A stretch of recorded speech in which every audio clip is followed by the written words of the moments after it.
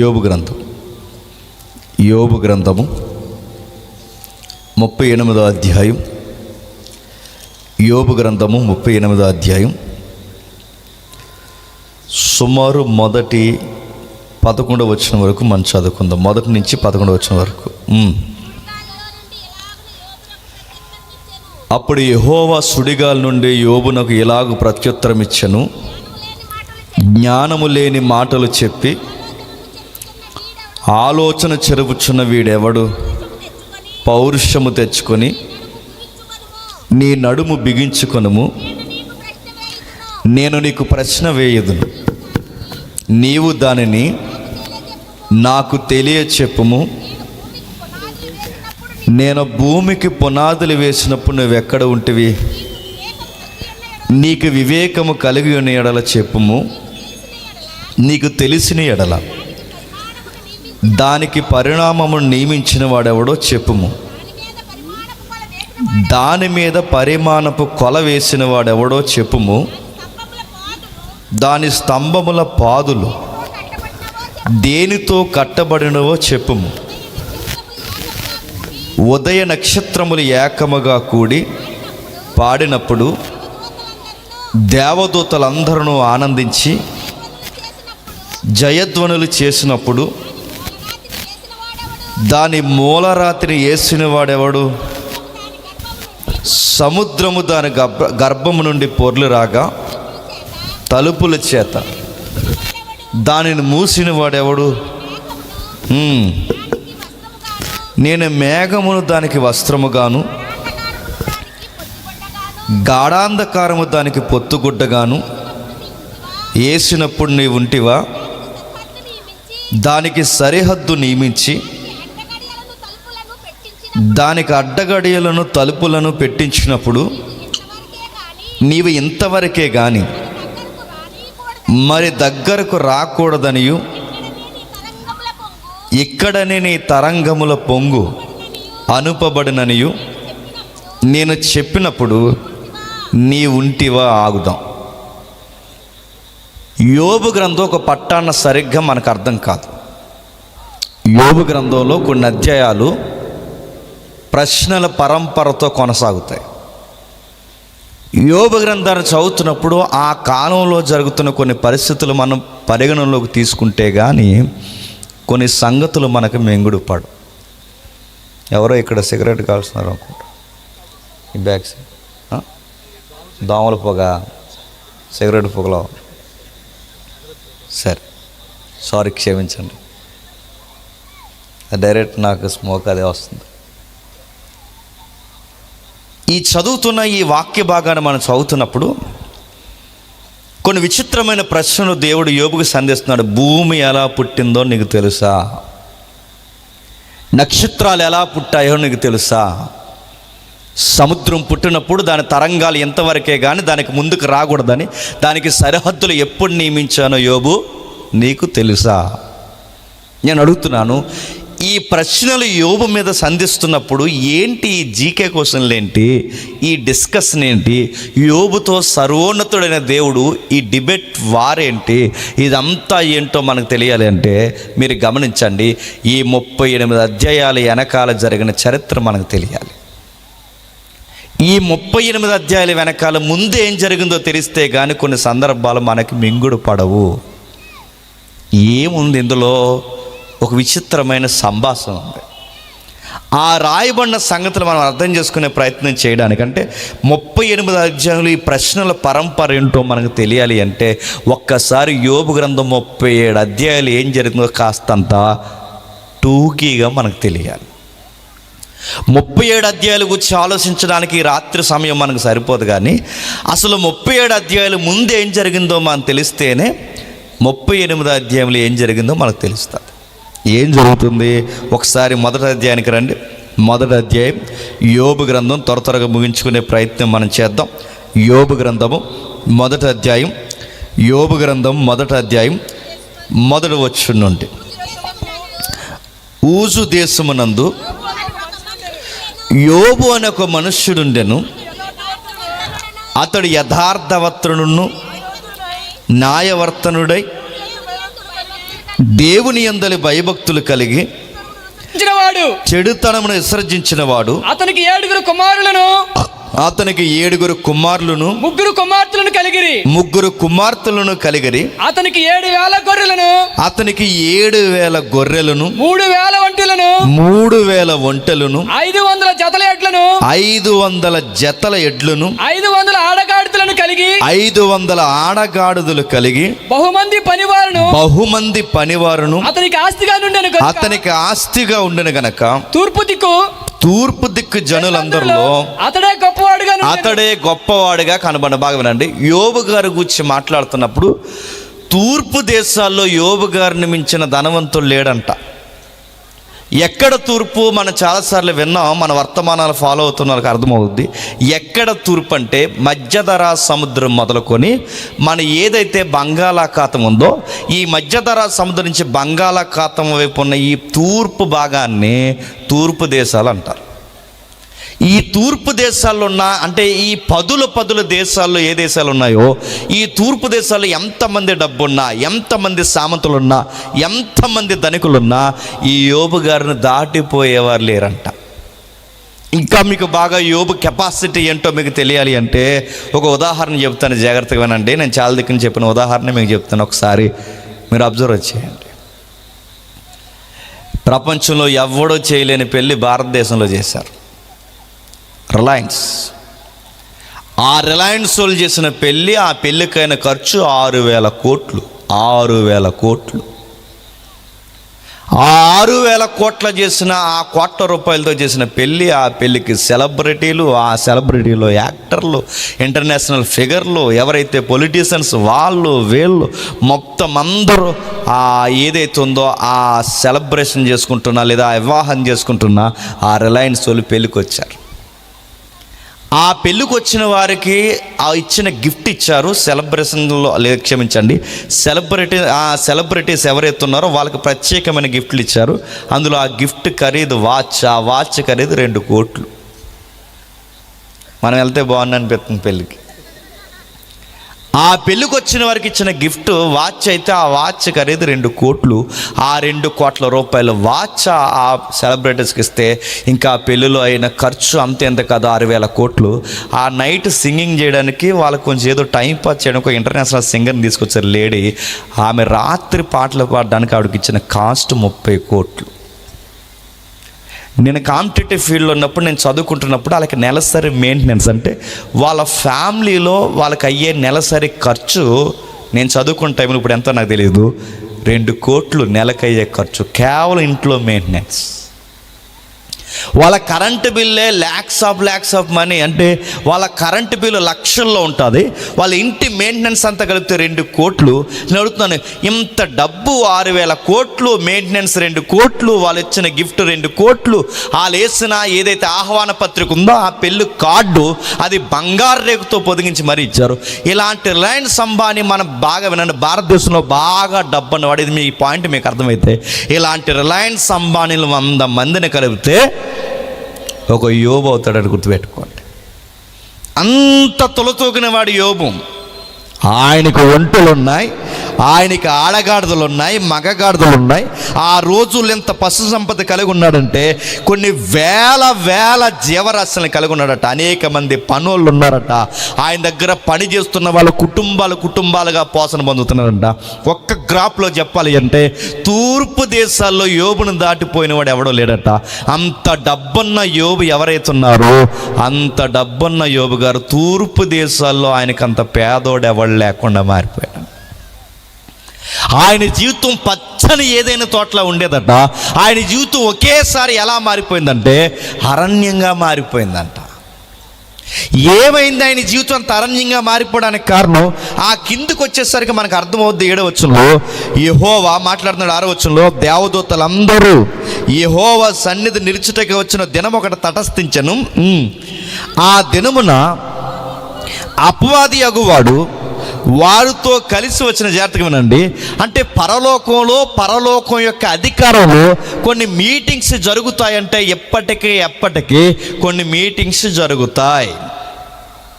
దాన్ని మీటింగ్ అనే కన్నా థియలాజికల్గా దానికి ఒక పదం ఉంది, దాన్ని డివైన్ కౌన్సిల్ అంటారు. దాన్ని డివైన్ కౌన్సిల్ అంటే మీకు అర్థం కావాలి, మనకి పార్లమెంట్లో ఎవరైతే పెద్దలు కూర్చుంటారో ఆ పెద్దలు ఎలాగైతే చట్టాలు చేస్తారో, అధికారంలో ఉన్న బాగా వినండి, అధికారంలో ఉన్న ప్రభుత్వము అలాగే ప్రతిపక్షం ఎలాగైతే ఉంటారో, పొజిషన్లో ఉన్న లీడర్స్ ఎలా అయితే ఉంటారో, వీళ్ళు ఇరువురు కలిసి ఒక చట్టాన్ని ఎలాగైతే స్థిరపరుస్తారో, ఇలాంటి మీటింగ్స్ అంటే దీనికి మించిన పవర్ఫుల్ మీటింగ్స్ డివైన్ కౌన్సిల్లో జరుగుతాయి. మీకు అర్థమైన చూడండి కొంచెంసేపు. ఆ డివైన్ కౌన్సిల్లో ఏం జరుగుతుందంటే దేవుని దేవదూతలు అందరూ తటస్థంటే కోటాను కోట్ల దేవదూతలు కూర్చుంటారు. దేవుడు సింహాసనం మీద కూర్చుంటాడు. 24 థ్రాన్స్ ఉంటాయంటే కొన్ని 24 సింహాసనాలు ఉంటాయి. ఆ 24 సింహాసనాల మీద కూడా సెరోబులు మించిన ఒక పెద్దలు కూర్చుంటారు. వాళ్ళ అపోస్తులు కాదు, 12 మంది గోత్రకర్తలు కాదు. ఇప్పటివరకు మీరు విన్నారనుకో, ఒకవేళ వింటే దాన్ని సరి చేసుకోండి. వాళ్ళ 12 గోత్రకర్తలు కాదు, వాళ్ళ 12 మంది అపోస్తులు కాదు. వాళ్ళు ఎవరంటే డివైన్ కౌన్సిల్లో కూర్చున్న యాక్టివ్ మెంబర్స్, మీడియేటర్స్గా ఉంటున్న వారు ఎవరైతే అదృశ్య ఆత్మలు. మీకు ప్రకటన గ్రంథంలో కనబడుతుంటుంది. ఆ ప్రకటన గ్రంథం మనం చదువుతున్నప్పుడు 24 మంది పెద్దలు నడుతున్నారు. 24 మంది పెద్దలు, 24 సింహాసనాలు. ఆ 24 సింహాసనాల పైన దేవుని యొక్క మహాసింహాసనం అంటే మనకి భూమి మీద ఆ పైన ఒక సింహాసనం మీద ఉన్నత అధికారి ఎలాగైతే కూర్చుంటాడో, ఆ చుట్టూ మిగిలిన సింహాసనం ఎలాగైతే వేసి చట్టాలు స్థిరపరుస్తారో, సేమ్ కూడా అలాగే పరలోకంలో కూడా ఉన్నతమైన సింహాసనం మీద దేవుడు కూర్చుంటే 24 మంది పెద్దలు అనగానే ఈ కోటాను కోట్ల దేవదూతల్లో అగ్రగణ్యులు అన్నమాట గుర్తుపెట్టుకోండి. ఇంకా కాస్త ఎవరైనా బైబిల్ మీద అవగాహన ఉంటే మీరు ఇంటికి వెళ్ళిన తర్వాత చదవండి. దానియేలు గ్రంథం చదువుతున్నప్పుడు పారసికుల అధిపతి యూదులు ఎవరైతున్నారో వాళ్ళ మీద పగబెట్టి, పారసికుల అధిపతి ఎవరైతున్నారో దేవుని పిల్లల మీద పగబెట్టి వాడు వస్తుంటే, ఆ పారసికుల ప్రధానమంత్రి భూమి మీద పనిచేస్తున్నప్పుడు పారసికుల ప్రధానమంత్రికి ఆపోజిట్గా డివైన్ కౌన్సిల్ నుంచి ఆపరేట్ చేస్తున్న మరొక అదృశ్య ప్రధాని ఉంటాడు. మీరు కావాలంటే ఇంటికి వెళ్ళిన తర్వాత చదవండి. అంటే మీకు అర్థమవుతుందో లేదో, ఒక భూమి మీద ఒక ప్రధానమంత్రి పనిచేస్తుంటే అదృశ్య లోకంలో మరొక ప్రధాని ఉంటాడన్నమాట. అంటే ఈ భూమి మీద ప్రధానిని, ఆ ఆత్మల ప్రధానిలో ఉన్న ఒక ప్రధాని ఇంటర్నల్ లింక్తో కథాంశం నడుస్తాదన్నమాట. దేవుడు అప్పుడప్పుడు మనకు కొన్ని మాటలు రాయించాడు. మీ దూతలు పరలోకమందున్న దేవుడిని చూస్తున్నాయి అంటే దాని అర్థం ఏంటి? నీకు దూతలు ఉంటాయి, నాకు దూతలు ఉంటాయి, అలాగే అధికారులకి అధికార సంబంధమైన దూతలు ఉంటాయి. ఇంకా మీకు బాగా అర్థం కావాలంటే, సౌలు చెడిపోకముందు సౌలుని నడిపించేది ఎవరో తెలుసా? పరిశుద్ధాత్ముడు. సౌలు చెడిపోయిన తర్వాత సౌలు మీదకి ఎవరో వచ్చిందో ఎవరో తెలుసా? దురాత్మ. ఇస్కరియోతు యూదా దేవుని యొక్క సమూహంలో ఉన్నంత కాలము పరిశుద్ధాత్మని యొక్క తీవ్రత్వం నడిపించాడు. ఇస్కరియోతు యూదా లంచాలకు ఎప్పుడైతే మరిగాడు, ఇస్కరియోతు యూదాన్ని గైడ్ చేసేది ఎవరు చెప్పండి? దురాత్మకి. ఏమర్థమవుతుంది? ఈ భూమి మీద ఏ తుంటర పనులు జరిగినా, ఈ భూమి మీద ఏ నరహత్యలు జరిగినా, ఈ భూమి మీద ఎవడు భయంకరమైన రక్తపాతాన్ని కొడుగట్టినా, ఇక్కడ సీఎం అయినా, పిఎం అయినా, ఎమ్మెల్యే అయినా, ఎంపీ అయినా, సెంట్రల్ అయినా, స్టేట్ అయినా, పంచాయతీ ప్రెసిడెంట్ అయినా, ఎవడైనా ఒకటి దిగాలన్నా ఎక్కాలన్నా ఈ అధికారాలు లేదా ఈ పవర్స్ అన్నీ ముందు ఎవరు నియమిస్తారు తెలుసా? ఈ డివైన్ కౌన్సిల్లో ఎవడు ఎక్కాలో ఎవడు దిగాలో ముందు ఎలక్షన్ అక్కడ జరుగుద్దట. ఎక్కడ? డివైన్ కౌన్సిల్లో, దేవుని సమూహములో. అంటే ఎవడు సీఎం అవ్వాలో ముందు అక్కడ నిర్ణయిస్తారన్నమాట. ఎవరు పిఎం అవ్వాలో ముందు అక్కడ నిర్ణయిస్తారన్నమాట. ఎవరు పంచాయతీలో పరిపాలన చేయాలో ముందు అక్కడ నిర్ణయిస్తారన్నమాట. అంటే ఇలాంటి అధికారాలన్నీ ఎక్కడ నిర్ణయం పడతాయంటే అక్కడ నిర్ణయం పడతాయి. అందుకే దానియేలు గ్రంథంలో కానీ, యెహెజ్కేలు గ్రంథంలో కానీ, క్రొత్త నిబంధన కాలంలో కానీ ఈ పదాలు మనకి స్పష్టంగా కనబడతాయి. రాజుల్ని ఎక్కించువాడు ఆయనే, రాజుల్ని దించువాడు ఆయనే, రాజుల హృదయాలు నీటి కలవల్లో తిప్పేవాడు ఆయనే. బాగున్న రాజు అయితే ఆ రాజుని బలపరచువాడు ఆయనే. వాడు తలతిక్కల పని చేసే రాజు అయితే వాడిని దురాత్మకు అప్పగించేది కూడా చెప్పండి ఆయనే. ఇది మీకు అర్థమైతే అపోజిషన్ కూర్చుంది. అపోజిషన్ అంటే ఆత్మ, దురాత్మ, వాడి యొక్క సమూహం. ఇది అపోజిషన్. బాగా గుర్తుపెట్టుకోండి. దేవునికి ప్రతిపక్షము. దేవుని అధికార పక్షంలో ఆయన ఉంటే ఆయనకు ఆపోజిట్గా, అంటే బాగా వినండి, ఈ యూనివర్స్ మనకు కనబడుతున్న ఈ యూనివర్స్ ఏదైతే ఉందో, ఈ యూనివర్స్లో ఏం జరుగుతుందో మనకు కనబడని ఇన్విజిబుల్ యూనివర్స్ ఒకటి ఉంటుంది. దాన్నే డివైన్ కౌన్సిల్ అంటే ఈ ఆత్మ, పరలోకము, నరకము, పాతాళము, ఈ మాట్లాడుకున్న మీ భాష, ఇదంతా కనబడని అదృశ్య లోకం అన్నమాట. అంటే ఇవన్నీ మన చుట్టూ ఆవహించే ఉంటాయి కానీ మనకు కనబడవు. ఎందుకు కనబడమని అప్పుడప్పుడు సీరియస్గా మాట్లాడుతుంటారు చాలామంది. ఈ మధ్య లింగులింగమని 10th పాస్ అయిపోయి ఈ కరోనా బ్యాచ్ అంతా లింగులింగమని 10th పాస్ అయిపోయి అడుగుతున్న పెద్ద ఇంటర్నేషనల్ క్వశ్చన్ లేడు చెప్పిన. దేవుడు ఉంటే నాకు కనబడమను, దేవుడు ఉంటే నాకు కనబడమని. అంటే దేవుడు ఉంటే నీకు కనబడమంటే నీకు కనబడరు అయ్యా. నీకెందుకు కనబడ్డంటే నువ్వు చదువుకున్న చదివే నీకు చెప్తుంది. ఎందుకంటే మనం చూస్తున్నది పొడవు, ఎత్తు, ఎడల్పు. దీన్ని ఏమంటారంటే 3 డైమెన్షన్ అంటారు. దీన్ని పొడవు, ఎత్తు, ఎడల్పు అంటే ఈ కన్ను, ఈ రెటీనా దేన్ని చూడగలదంటే 3 డైమెన్షన్ మాత్రమే చూడగలదంటే ఈ యూనివర్స్లో 3 డైమెన్షనే లేదు. 4th డైమెన్షన్ ఉంది, 5th డైమెన్షన్ ఉంది, 6th డైమెన్షన్ ఉంది, ఇలా సుమారు 12 డైమెన్షన్స్ వరకు ఉన్నాయి. అంటే ఏటని అడగండి, అంతే. మనకు అసలు సబ్జెక్ట్కి వెళ్ళిపోతాం. అంటే ఈ డైమెన్షన్స్ ఉన్నాయంటే నువ్వు 3 డైమెన్షన్ అంటే ఏంటి? పొడవు, ఎత్తు, ఎడల్పు. దీనికి మించుంటే ఈ కన్ను చూడలేదంటే చూడలేదు. ఈ కన్నుతున్న ప్రాబ్లం ఏంటి చెప్పిన? దీనికి కొన్ని సెకండ్స్ వేగంతో, సుమారు కొన్ని ఫిల్ముల వేగంతో ఒక వేగం పోయిందనుకోండి, ఆ కన్ను ఆ వేగాన్ని కూడా పట్టుకోలేదు. అంటే ఈ కన్నుకి పరిమితి ఉంది. దీని యాంగిల్కి ఒక డిగ్రీ ఉంది. దీని ఎత్తు, పొడవు, ఎడల్పు మాత్రమే చూడగలదు. మరి దేవుడు 3 డైమెన్షన్లో లేడు. ఆయన 4th డైమెన్షన్లో లేడు. ఆయన 5thలో లేడు, 6thలో లేడు, 7thలో లేడు. ఆయన 8th, 9th, 10th, 11thలో కూడా లేడు. మన ఊహల కందని డైమెన్షన్లు ఉన్నాడు. ఇప్పుడు అలాంటి దేవుడు నీ 3 డైమెన్షన్లో కనబడిపోమంటే ఎలా కనబడిపోతాడు? నా మాట మీకు అర్థమైంది లేదు? ఆయన్ని కనబడాలి అంటే ఆయనకంటే ఒక టైం ట్రావెల్ ఉంది, ఆయనకంటే ఒక డైమెన్షన్ ఉంది, ఆయనకంటే ఒక యూనివర్స్ ఉంది. ఈ యూనివర్స్లో ఉన్న నీవు ఆ యూనివర్స్లో ఏం జరుగుతుందో నీకు తెలియాలి అంటే నీకు ఆయనకి మీడియేటింగ్ చేసే మరొక శక్తి కావాలి. ఆ శక్తినే ఆత్మ, ఆ శక్తినే పరిశుద్ధాత్మను అంటే గుర్తుపెట్టుకోండి. ఆయన వస్తే కానీ, ఆ మనోనేత్రాలు తెరిస్తే కానీ అక్కడ ఏం జరుగుతుందో మనకు ఒక పట్టాన్న అర్థం కాదు. అయినా చూసినా మనకు అర్థమవుతుంది. ఈ శరీరాన్ని దాటిపోతే కానీ అర్థం కాదు. మీకు ఇంకా బాగా అర్థం కావాలని ఉదాహరణ చెప్తున్నానండి. ఎలీసా కాలంలో ఎలీసా చుట్టూన్న శిష్యు బృందం కంగారు అవుతుంటుంది.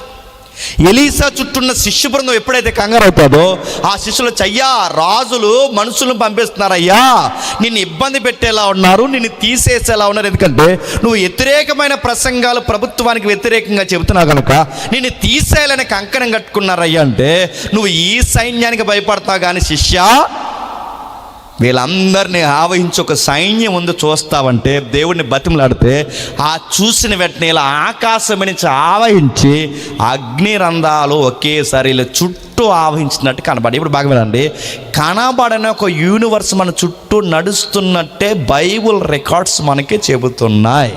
ఇంకా మీకు బాగా అర్థం కావాలి అంటే స్తెఫను చనిపోతున్నప్పుడు తన మనోనేత్రాలు తెరవబడిన తర్వాత ఇంకా బాగా మనం స్పష్టంగా మాట్లాడుకోవాలంటే ఆత్మ నేత్రాలతో చూస్తున్నప్పుడు, పరిశుద్ధాత్మ శక్తితో చూస్తున్నప్పుడు ఆయనకి ఏం కనబడుతుందంటే పరలోకంలో ఉన్న దేవుని సింహాసనము, ఆ సింహాసనం మీద కూర్చున్న దేవుడు, ఆ దేవుడు కుడిపార్శ్వ నిలబడ్డ ప్రభువు అయిన యేసు. అంటే ఈ యూనివర్సులు మనకి కనబడేలానే ఉన్నాయి కానీ మనకి ఎందుకు కనబడట్లేదంటే ఈ నేత్రాలతో, ఈ మానవ స్వభావంతో చూస్తే కనబడవు. ఇవి ఉన్నాయా అంటే ఉన్నాయి. ఇంకా మీకు ఎవిడెన్స్ కావాలంటే మళ్ళీ చెప్తున్నాను. ఇవి నిజంగా ఉన్నాయి అనడానికి ఇవి ఎలా చెప్పగలమంటే అప్పుడప్పుడు కొంతమంది క్వశ్చన్లు అడుగుతున్నప్పుడు ఆన్సర్ చెప్తున్నప్పుడు గుర్తుపెట్టుకోండి. సిఎస్ లూయిస్ తెలుసు కదా, తెలిసినా తెలియకపోయినా తెలిసినట్టే. నార్నియా మూవీ తెలుసా? నార్నియా తెలుసు కదా, నార్నియా సింహం ఉంటుంది. ఎవరు అనుకోకండి ఆ సింహం ఎవరు అనుకున్నారు? యోధా గోత్రపు సింహం. అది పొయిటిక్గా రాశాడు. ఈసారి ఎప్పుడు అర్థమవు చూసుంటారు, ఈసారి ఎప్పుడైనా చూస్తే చూడండి. అది ప్రకటన గ్రంథంలో ఉన్న యోధా గోత్రపు సింహం. ఈ సిఎస్ లూయిస్ ఎవరంటే ఆక్స్ఫర్డ్ యూనివర్సిటీ, పెద్ద పెద్ద యూనివర్సిటీల్లో దేవుడు లేడని స్టూడెంట్స్కి బోధించి నాస్తికుడిగా వర్దెల్లిపోయిన వ్యక్తి సిఎస్ లూయిస్. ఎవరైతే ఉన్నాడో ఆ లూయిస్ అని ఆయన ఏమంటాడంటే ఆయన చాలా కాలం వరకు దేవుడిని నమ్మడం. ఆయన చాలా కాలం వరకు దేవుడు నమ్మకపోతే ఆయన అందరినీ నాస్తిక భావజాలంలోకి తీసుకురావడానికి నిన్న మొన్న చనిపోయిన స్టీఫెన్ హాకింగ్ ఉన్నాడుగా, ఇప్పుడు దరిద్రం అంతా బయటకు వస్తుంది, మీరు చూస్తున్నట్లేదో. బాగా ఉండండి, ఈ దేవుళ్ళు లేడన్న వాళ్ళందరికీ దరిద్ర బుద్ధులన్నీ ఏడుస్తాయి. ఆ ఏదైతే ఉందో ఆ టైంలో సిఎస్ లూయిస్ ఈ స్టూడెంట్స్ అందరిని పిలిచి ఏం చేస్తున్నాడంటే, అందరిని ఇదిగో మీరు దేవుళ్ళు లేడని అంటేనే ఈ విశ్వవిద్యాలయాల్లో మీరు విద్యను అభ్యసిస్తారు, మీరు మూఢభక్తి భక్తి అని చెప్పి దేవుడని ఏలాడితే మీకు మెచ్యూరిటీ లెవెల్స్ రావు, మీరు నాస్తికులుగా ఉంటేనే మీరు బాగుపడతారు తప్ప ఆస్తికులుగా ఉంటే బాగుపడరని అనేక మంది స్టూడెంట్స్ని గురువుల్ని ఇబ్బంది పెడుతూ తన భావజాలంలోకి సిఎస్ లూయిస్ లాక్కుంటున్న టైంలో ఆ ఒక స్టూడెంట్ని చూసి చాలా బాధపడ్డాడు ఈయన. ఎందుకంటే ఆ స్టూడెంట్ ఫైనల్ ఇయర్ చదువుతుందో మరి ఫస్ట్ ఇయర్, నేను ఎప్పుడో చదివాను నాకు గుర్తులేదు. ఆ చదువుకుంటున్న ఆ విద్యార్థి అమ్మాయి ఎవరైతుందో ఆ అమ్మాయికి క్యాన్సర్ వచ్చింది.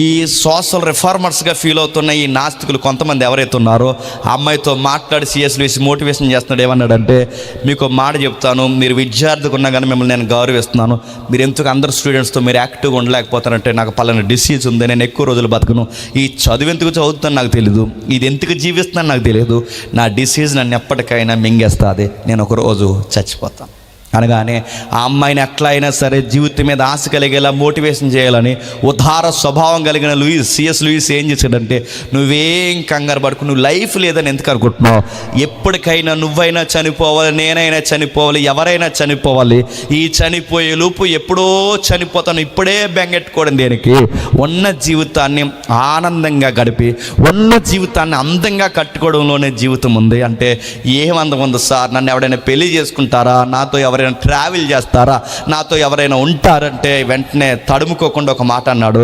నువ్వేం ఇబ్బంది పడినంటే నేను పెళ్లి చేసుకుంటాను అన్నాడు.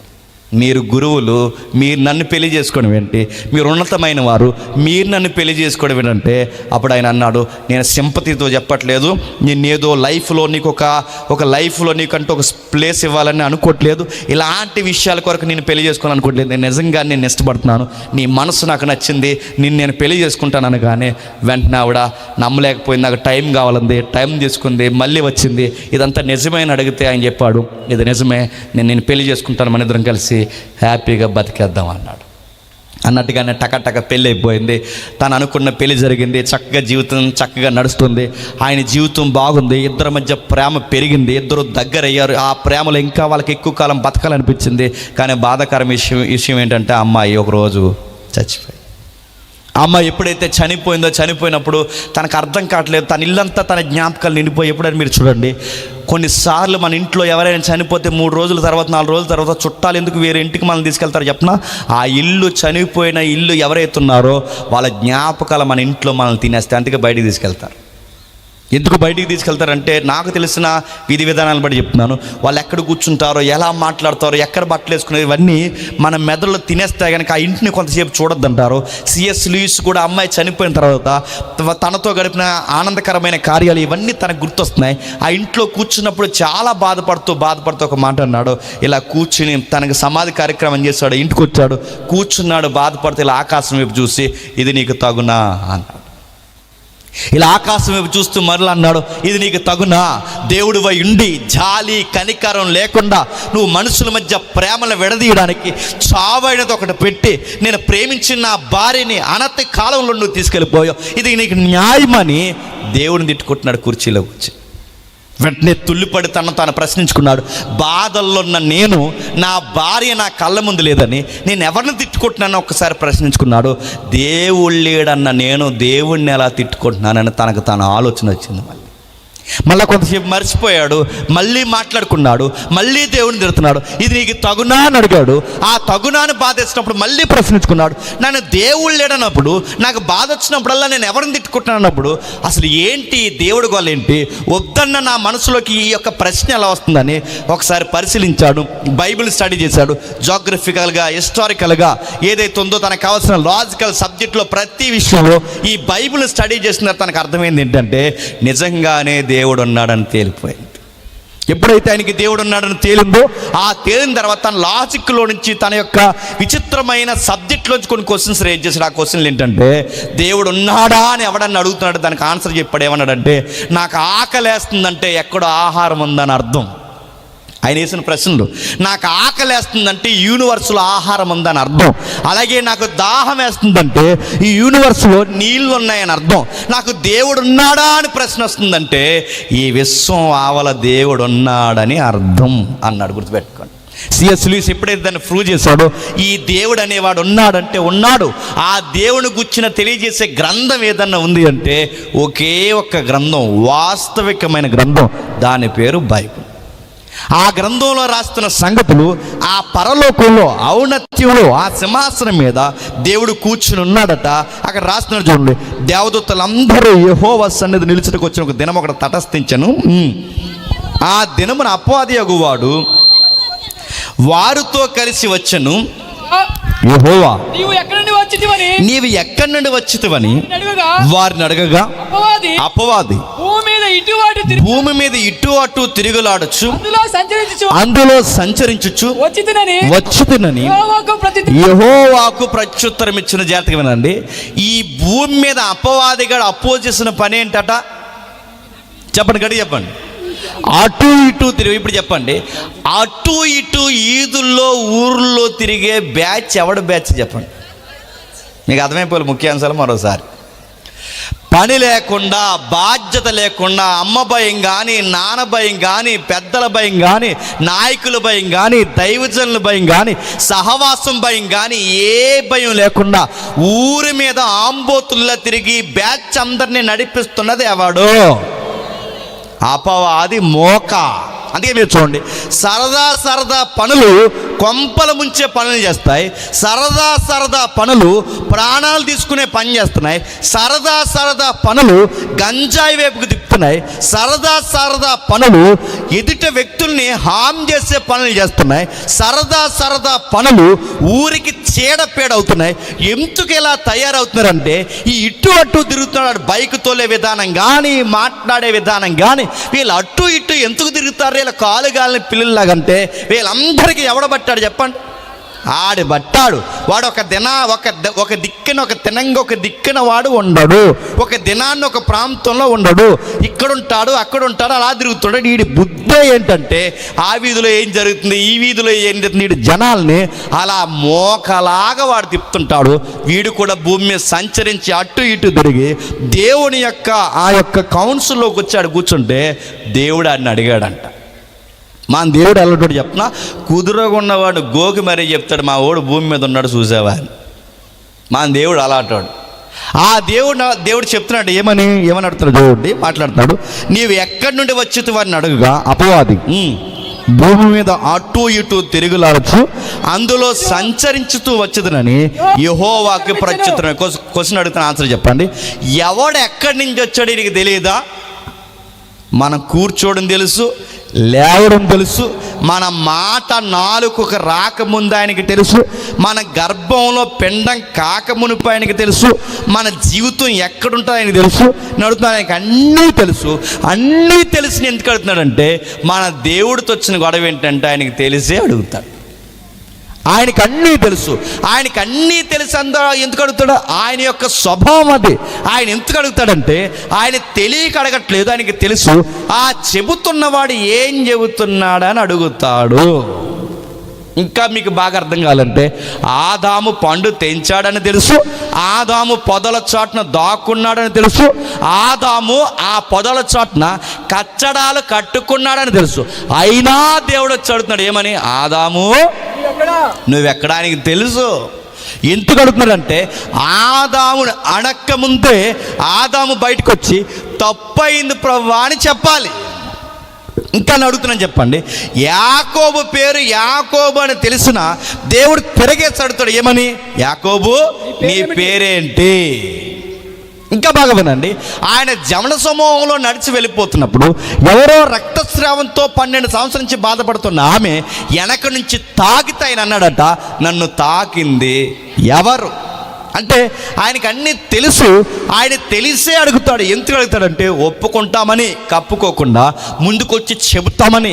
ఆదాముని అడిగిన దేవుడు, యాకోబుని అడిగిన దేవుడు, కయ్యేని అడిగిన దేవుడు, యోధాని అడిగిన దేవుడు, ఆ రక్తస్రావ స్త్రీని అడిగిన దేవుడు, చరిత్రలో పలుమార్ని అన్నీ తెలిసిన అడిగిన దేవుడు అపవాదిగాన్ని కూడా అడిగాడట, నువ్వు ఎక్కడి నుండి వచ్చావు?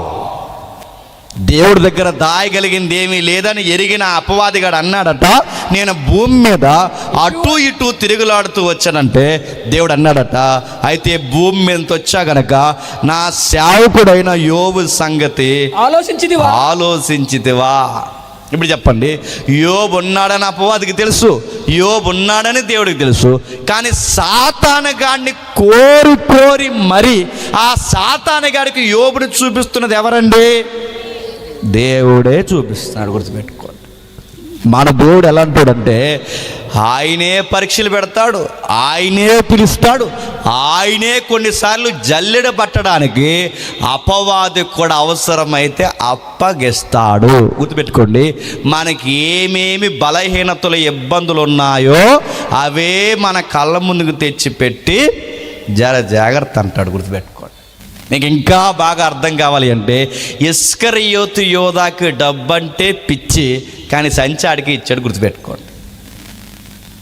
కాకిలికి మాంసం అంటే ఇష్టం, ఆ కాకిల్ని మాంసం పట్టుకెళ్ళమని ఏలియా దగ్గరికి కాకిలికే పని చెప్పాడు ఆయన. గుర్తుపెట్టుకోండి. ఈ ప్రాంగణంలో ఉన్న వారికి మీకు ఏ బలహీనతలు ఉన్నాయో మీరు ఏదైనా జయించగలగాను, కానీ ఒకటి జయించలేనిది ఏదో ఉంటుంది.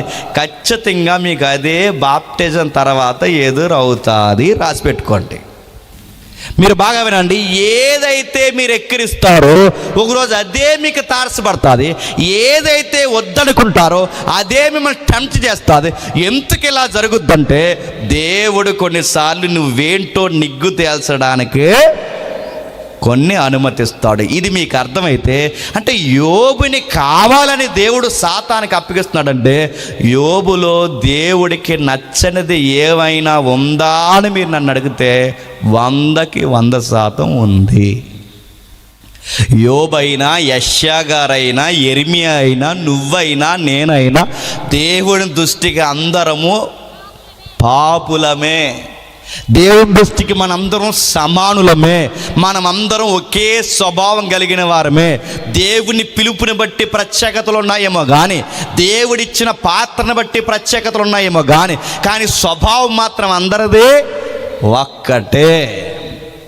యోబులో ఏముందంటే నీలాంటి నాలాంటి అంత చీకట లేదు, కానీ నీలాంటి నాలాంటి యోబు జీవితంలో పాపం లేదు, కానీ యోబు జీవితంలో నీలాంటి నాలాంటి దేవుడిని ఎక్కిరించే పనులు లేవు, కానీ దేవుడిని ఆయాస పెట్టే ఒక ఆలోచన మాత్రం యోబు జీవితంలో ఉంది. అదో కూడా దేవుడు చూడకూడదు అనుకున్నాడు. అందుకే ఉన్నతమైన తన జీవితం, అందమైన తన జీవితం, తూర్పు దేశాల్లో ఆయన మించినోడంత ధనవంతుడు లేని ఆయన జీవితం ఒక్కసారిగా అరణ్యంగా మారిపోయిందంట. ఒకేసారి అరణ్యంగా మారిపోయిందట. ఎంత అరణ్యంగా మారిపోయిందంటే మీరు చూడండి, ఆయన వార్తలు పెట్టినాడు. ఎలాంటి వార్తలు పెట్టినాడంటే సాతానుతో దేవుడు చెప్తున్నాడు, ఆ సాతానుతో నా భక్తుడైన, నా సేవకుడైన, న్యాయవంతుడు, నీతివంతుడు, పరిశుద్ధుడైన, నా అందరి భయభక్తులు కలిగిన ఆ మనుషుడు నువ్వు చూసావంటే సాతాను అన్నాడట, చూశాను, నాకెందుకు తెలియదు అన్నాడు. నాకెందుకు తెలియదు. ఆ మనిషిని ఎడల భక్తించాడంటే కారణం ఏంటి? అతను పంటేస్తే పంటకు అధిక దిగుబడిస్తావు, అతను పట్టిందల్లా బంగారం చేస్తావు, ఎవరు లేనంత ఆనందించలేనంత సంపూర్ణ సంఖ్య 7 కొడుకులను ఇచ్చావు, 3 కూతుర్లు ఇచ్చావు, బంగారం లాంటి భార్యనిచ్చావు, దాసుల్నిచ్చావు, గాడిదలనిచ్చావు, ఒంటెలనిచ్చావు, అన్నీ ఇచ్చావు. తూర్పు దేశాల్లో డబ్బున్నవాడిని చేసావు. నీ రెక్కల చాటుని కాపాడితే ఆయనకి భక్తి లేకపోతే ఏముంటుందని అడిగాడు. అప్పుడు దేవుడు అన్నాడు, అంటే నేను కాస్తున్నాను కాబట్టే నా కుమారుని భక్తి కలిగిన వాడని నువ్వు అంటున్నావు కనుక అవన్నీ తీసేసిన యోబు నా ఎళ్ళ భక్తి కలిగి ఉంటాడంటే అప్పుడు సాతానుగాడు మర్మగర్భంగా కాకుండా ఓపెన్గా అన్న మాట ఏంటో తెలుసా? అవి తీసేయి, అసలు నీ రేటు బయటకు వస్తుంది అన్నాడు. నీ మాట వినండి, ఒకసారి ఈ మాట మీరు గమనించండి. దేవుని దగ్గర నిరంతరం యోబు మీదే కాదు, నీ మీద, నా మీద, ప్రతి ఒక్కరి మీద ఇలాంటి సవాలు ఇసిరే, నేరస్థాపన చేసే వీడికి ఎల్లప్పుడూ ఈ బుద్ధి ఉంటుందంటే మీరు నమ్మగలరా?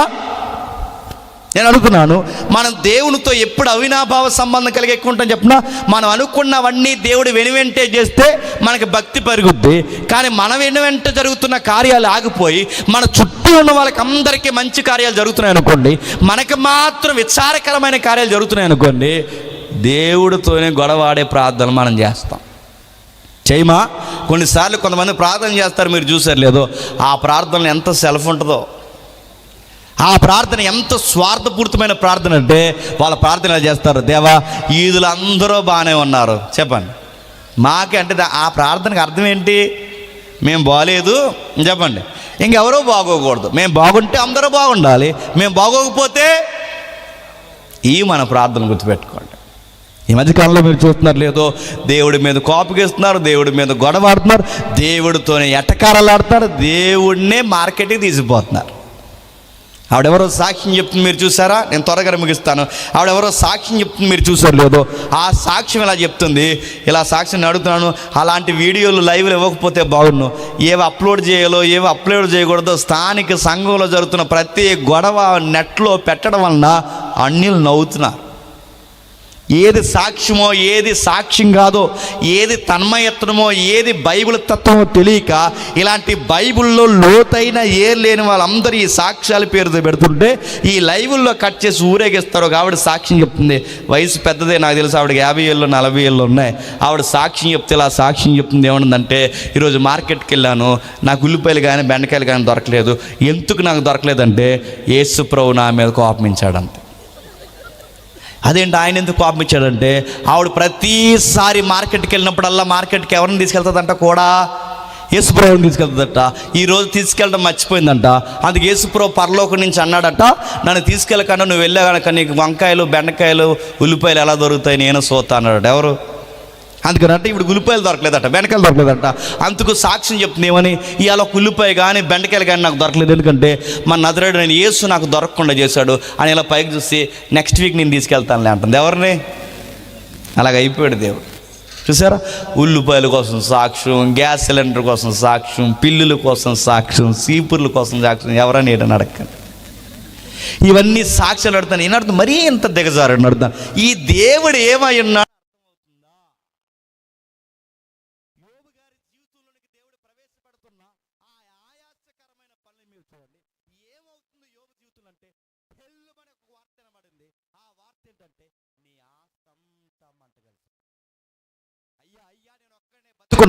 పరుగు సైన్యాలు వచ్చాయి, అరేబియా తెగలు వచ్చాయి.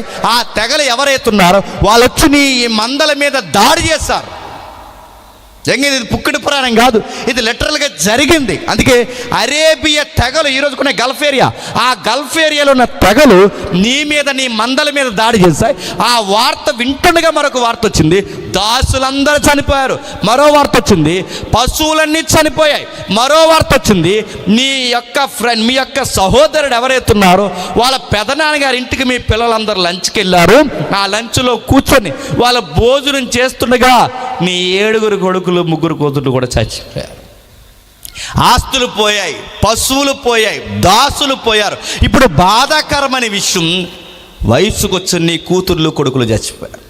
సముద్రం ఒడ్డు నిలబడితే అప్పుడప్పుడు కెరటాలు తాకిడి మీరు ఎప్పుడైనా గమనించారు లేదో, సముద్రం ఒడ్డు నిలబడినప్పుడు కెరటాలు అప్పుడప్పుడు పేళ్ళు మన గుండెల మీద కొడుతుంటాయి చూసారా? అలాంటి శ్రమలు అనే కెరటాలు యోబును కొడుతున్నాయి. ఒకదాని వెనకాల ఒకటి, ఒకదాని వెనకాల ఒకటి, ఊపిరాడకుండా యోబును కొడుతుంటే ఒక వార్త కాదు, 2 వార్తలు కాదు, 3 వార్తలు కాదు, పడాలమని ఆయన జీవితం మీద ఈ చేదైన వార్తలు కొడుతున్నట్టు మౌనమైపోయాడు, బాధపడిపోయాడు. ఆ బాధల్లో ఉంటుండగా ఆయన వచ్చాడు. 20 వచ్చిన ఏదో జరుగుతుంది చూడండి. అప్పుడు యోబు లేచి తన పై వస్త్రం చింపుకొని తల వెంట్రుకలు గొరించుకొని నేల మీద సాష్టాంగపడి నమస్కారం చేసి, నేను నా తల్లి గర్భం నుండి దిగంబరిని ఇచ్చుదని, దిగంబరిని అక్కడికి తిరిగి వెళ్ళదును, యెహోవా ఇచ్చను, యెహోవా తీసుకొని పోయును, యెహోవా నామమునకు స్తుతి కలుగును గాక. ఇప్పుడు చెప్పండి, నా బిడ్డలు చనిపోవాలన్నా, నా ఆస్తులు పోవాలన్నా, నా దాసులు దూరం అయిపోవాలన్నా, నేను ఒంటరైపోవాలి అన్నా, నాకు అనారోగ్యం పాలవ్వాలన్నా ఎవరు సెలవు లేకుండా జరగదంటున్నాడు? ఆయనకి ఆ క్లారిటీ ఉంది. మనం ఏమనుకుంటాం చెప్పనా, యోబు జీవితాన్ని ఇలా అరణ్యంగా మార్చేసింది సాతానుగాడు అనుకుంటాం. కానీ ఇంటర్నల్ ఆన్సర్ ఏంటంటే, యోబు జీవితాన్ని అలా అరణ్యంగా మార్చడానికి వాడికి అంత రైట్ లేదు. వాడికి ఆ రైట్ దక్కిందంటే ఇలా అరణ్యంగా మారిపోవడానికి యోబు జీవితంలో మొత్తం కథ స్క్రీన్ పై అంతా నడిపిస్తుంది ఎవరు చెప్పండి? దేవుడే. అప్పుడప్పుడు మనం మాట్లాడుతూ ఊరెళ్తున్నప్పుడు ఆటో రాకపోతే మనం ఎవరిని తిట్టుకుంటాం చెప్పనా? సాతానుగాడు. అన్నీ సాతానుగాడండి. ఆటో రావట్లేదు, నీ ఆటోకి సాధారణ సంబంధం ఉందా? కడుపు నొప్పి వస్తే ఆడనే తిట్టేస్తుంటావు, బుర్ర నొప్పి వస్తే ఆడనే తిట్టేస్తుంటావు. నిన్ను పరీక్షించడానికి ఏకంగా ఎవడొచ్చేసాడంట? నీ బెండకాయలు వేసేసానికి ఆయన వచ్చి ఆడొచ్చేతాడా? నడుతున్నాను, ఉల్లిపాయలు దొరకకపోతే ఆడనే తిట్టుకుంటావు, వర్షం పడితే ఆడనే తిట్టుకుంటావు, ఒడియాలు పెట్టినప్పుడు వర్షం పడిపోతే అన్నీ సాధారణంగా ఆడనుకో. నాకు సంబంధం ఉందని నీ ఒడియాలకి నాకు నాడు తిట్టుకుంటాడు పక్కన. మనల్ని సాతాను పరీక్షించేంత సీన్ లేదు, గుర్తుపెట్టుకోండి. మనం తీసుకున్న నిర్ణయాలే మనకు తలతిప్పలు నడుతున్నాను. మన సాతానుగాడు జల్లించేంత విశ్వాసం మనకి లేదు, అంత సీన్ మనకి లేదు. ఇక్కడ గుర్తుపెట్టుకోండి, అసలు సాతానుగాడు దేవుడు పర్మిషన్ లేకుండా ఎవడ జీవితంలోనికి రాలేడు. అది యోబుకి తెలుసు. అందుకే యోబు ఏమంటున్నాడంటే, యెహోవా ఇచ్చాడు, యెహోవా తీసుకోడు. అంటే యోబు ఏమంటున్నాడు? సాతానుగాడు తీసిపోయాడు అంటలేదు, చెప్పండి. యెహోవా ఇచ్చాడు, యెహోవా తీసుకుపోయాడు. ఇప్పుడు సాతాను కూడా ఏమంటుందో చూడండి, 4వ వచనంలో, 2వ అధ్యాయం 4వ వచనం. అపవాది ఇంకా ఆస్తులు తీసేస్తానే, పిల్లలను తీసేస్తానే, ఇంకా అడుగుతున్నాను తన యొక్క ఏదైతే ఉందో బిడ్డలను తీసేస్తేనే, ఆడపిల్లని తీసేస్తాను, ఎన్ని తీసేస్తే ఏముంది? మనిషి మరింత మానసికంగా కృంగిపోవాలి అంటే ప్రియులు చనిపోవడం కాదు, ఆస్తులు పోవడం కాదు, ఈయన యొక్క జీవిత భాగస్వామి పోవడం కాదు. మనిషి మానసికంగా కృంగిపోవాలంటే సూత్రం ఒకటే, వాడు హెల్త్ డిస్టర్బెన్స్ అవ్వాలి. సాతానుగాడు ఏమి బోర్డు సలహా ఇస్తున్నాడు చూడండి. వాడు ఇస్తున్న సలహా అంటే వాడు డిసీజ్ తేలేడు, గుర్తుపెట్టుకోండి. వాడి డిసీజ్ ఇవ్వలేడు, వాడు ఏ అగ్ని గంధకాలు కురిపించలేడు. ఇంకా గట్టిగా మాట్లాడితే వర్షాలు కురిపించే సీన్ కూడా వాడికి లేదు. అప్పుడప్పుడు మీటింగ్లో వర్షాలు పడుతుంటే ఎవడ పని అంటారు? ఇది అంత లేదు, గుర్తుపెట్టుకోండి. వర్షం పడాలన్నా ఆయనే, వర్షం ఆగాలన్నా ఆయనే, ఒకడికి జబ్బు రావాలన్నా ఆయనే, ఒకడికి ఆరోగ్యం రావాలన్నా ఆయనే. అసలు సాతానుగాడు ఏదేని తోటలోకి రావాలన్నా వెల్కమ్ ఆయనే చెప్పాలి. ఆయన సెలవు లేకుండా ఏ ఆత్మ కానీ, దృశ్య రూపంలో ఉన్న ఏ పదార్థం కానీ కదలడానికి రైట్ లేదు. అందుకే సాతానుగాడు ఏమంటాడంటే, బిడ్డలను చంపేసావు బాగానే ఉంది. సాతానుగాడు అంటున్నాడు చూడండి, ఆస్తులు తీసేసావు బాగానే ఉంది. ఎన్ని తీసేసినా ఇంకా యోబుకి ఆరోగ్యం ఉంది, అది తీసేయి. వాడు అడుగుతున్నాడు చూడండి 4వ వచనంలో, చర్మాన్ని ఇచ్చావు, చర్మంతో పాటు ప్రాణాన్ని ఇచ్చావు, దాని యావత్తుని నరులకు ఇచ్చావు కదా. ఇప్పుడు నేను అడుగుతున్నాను, ఇంకొకసారి సాతానుగాడు ఇంకొకసారి నీవు చెయ్యి చాపి, ఎవరు చెయ్యి చాపి? ఎవరు చెప్పండి?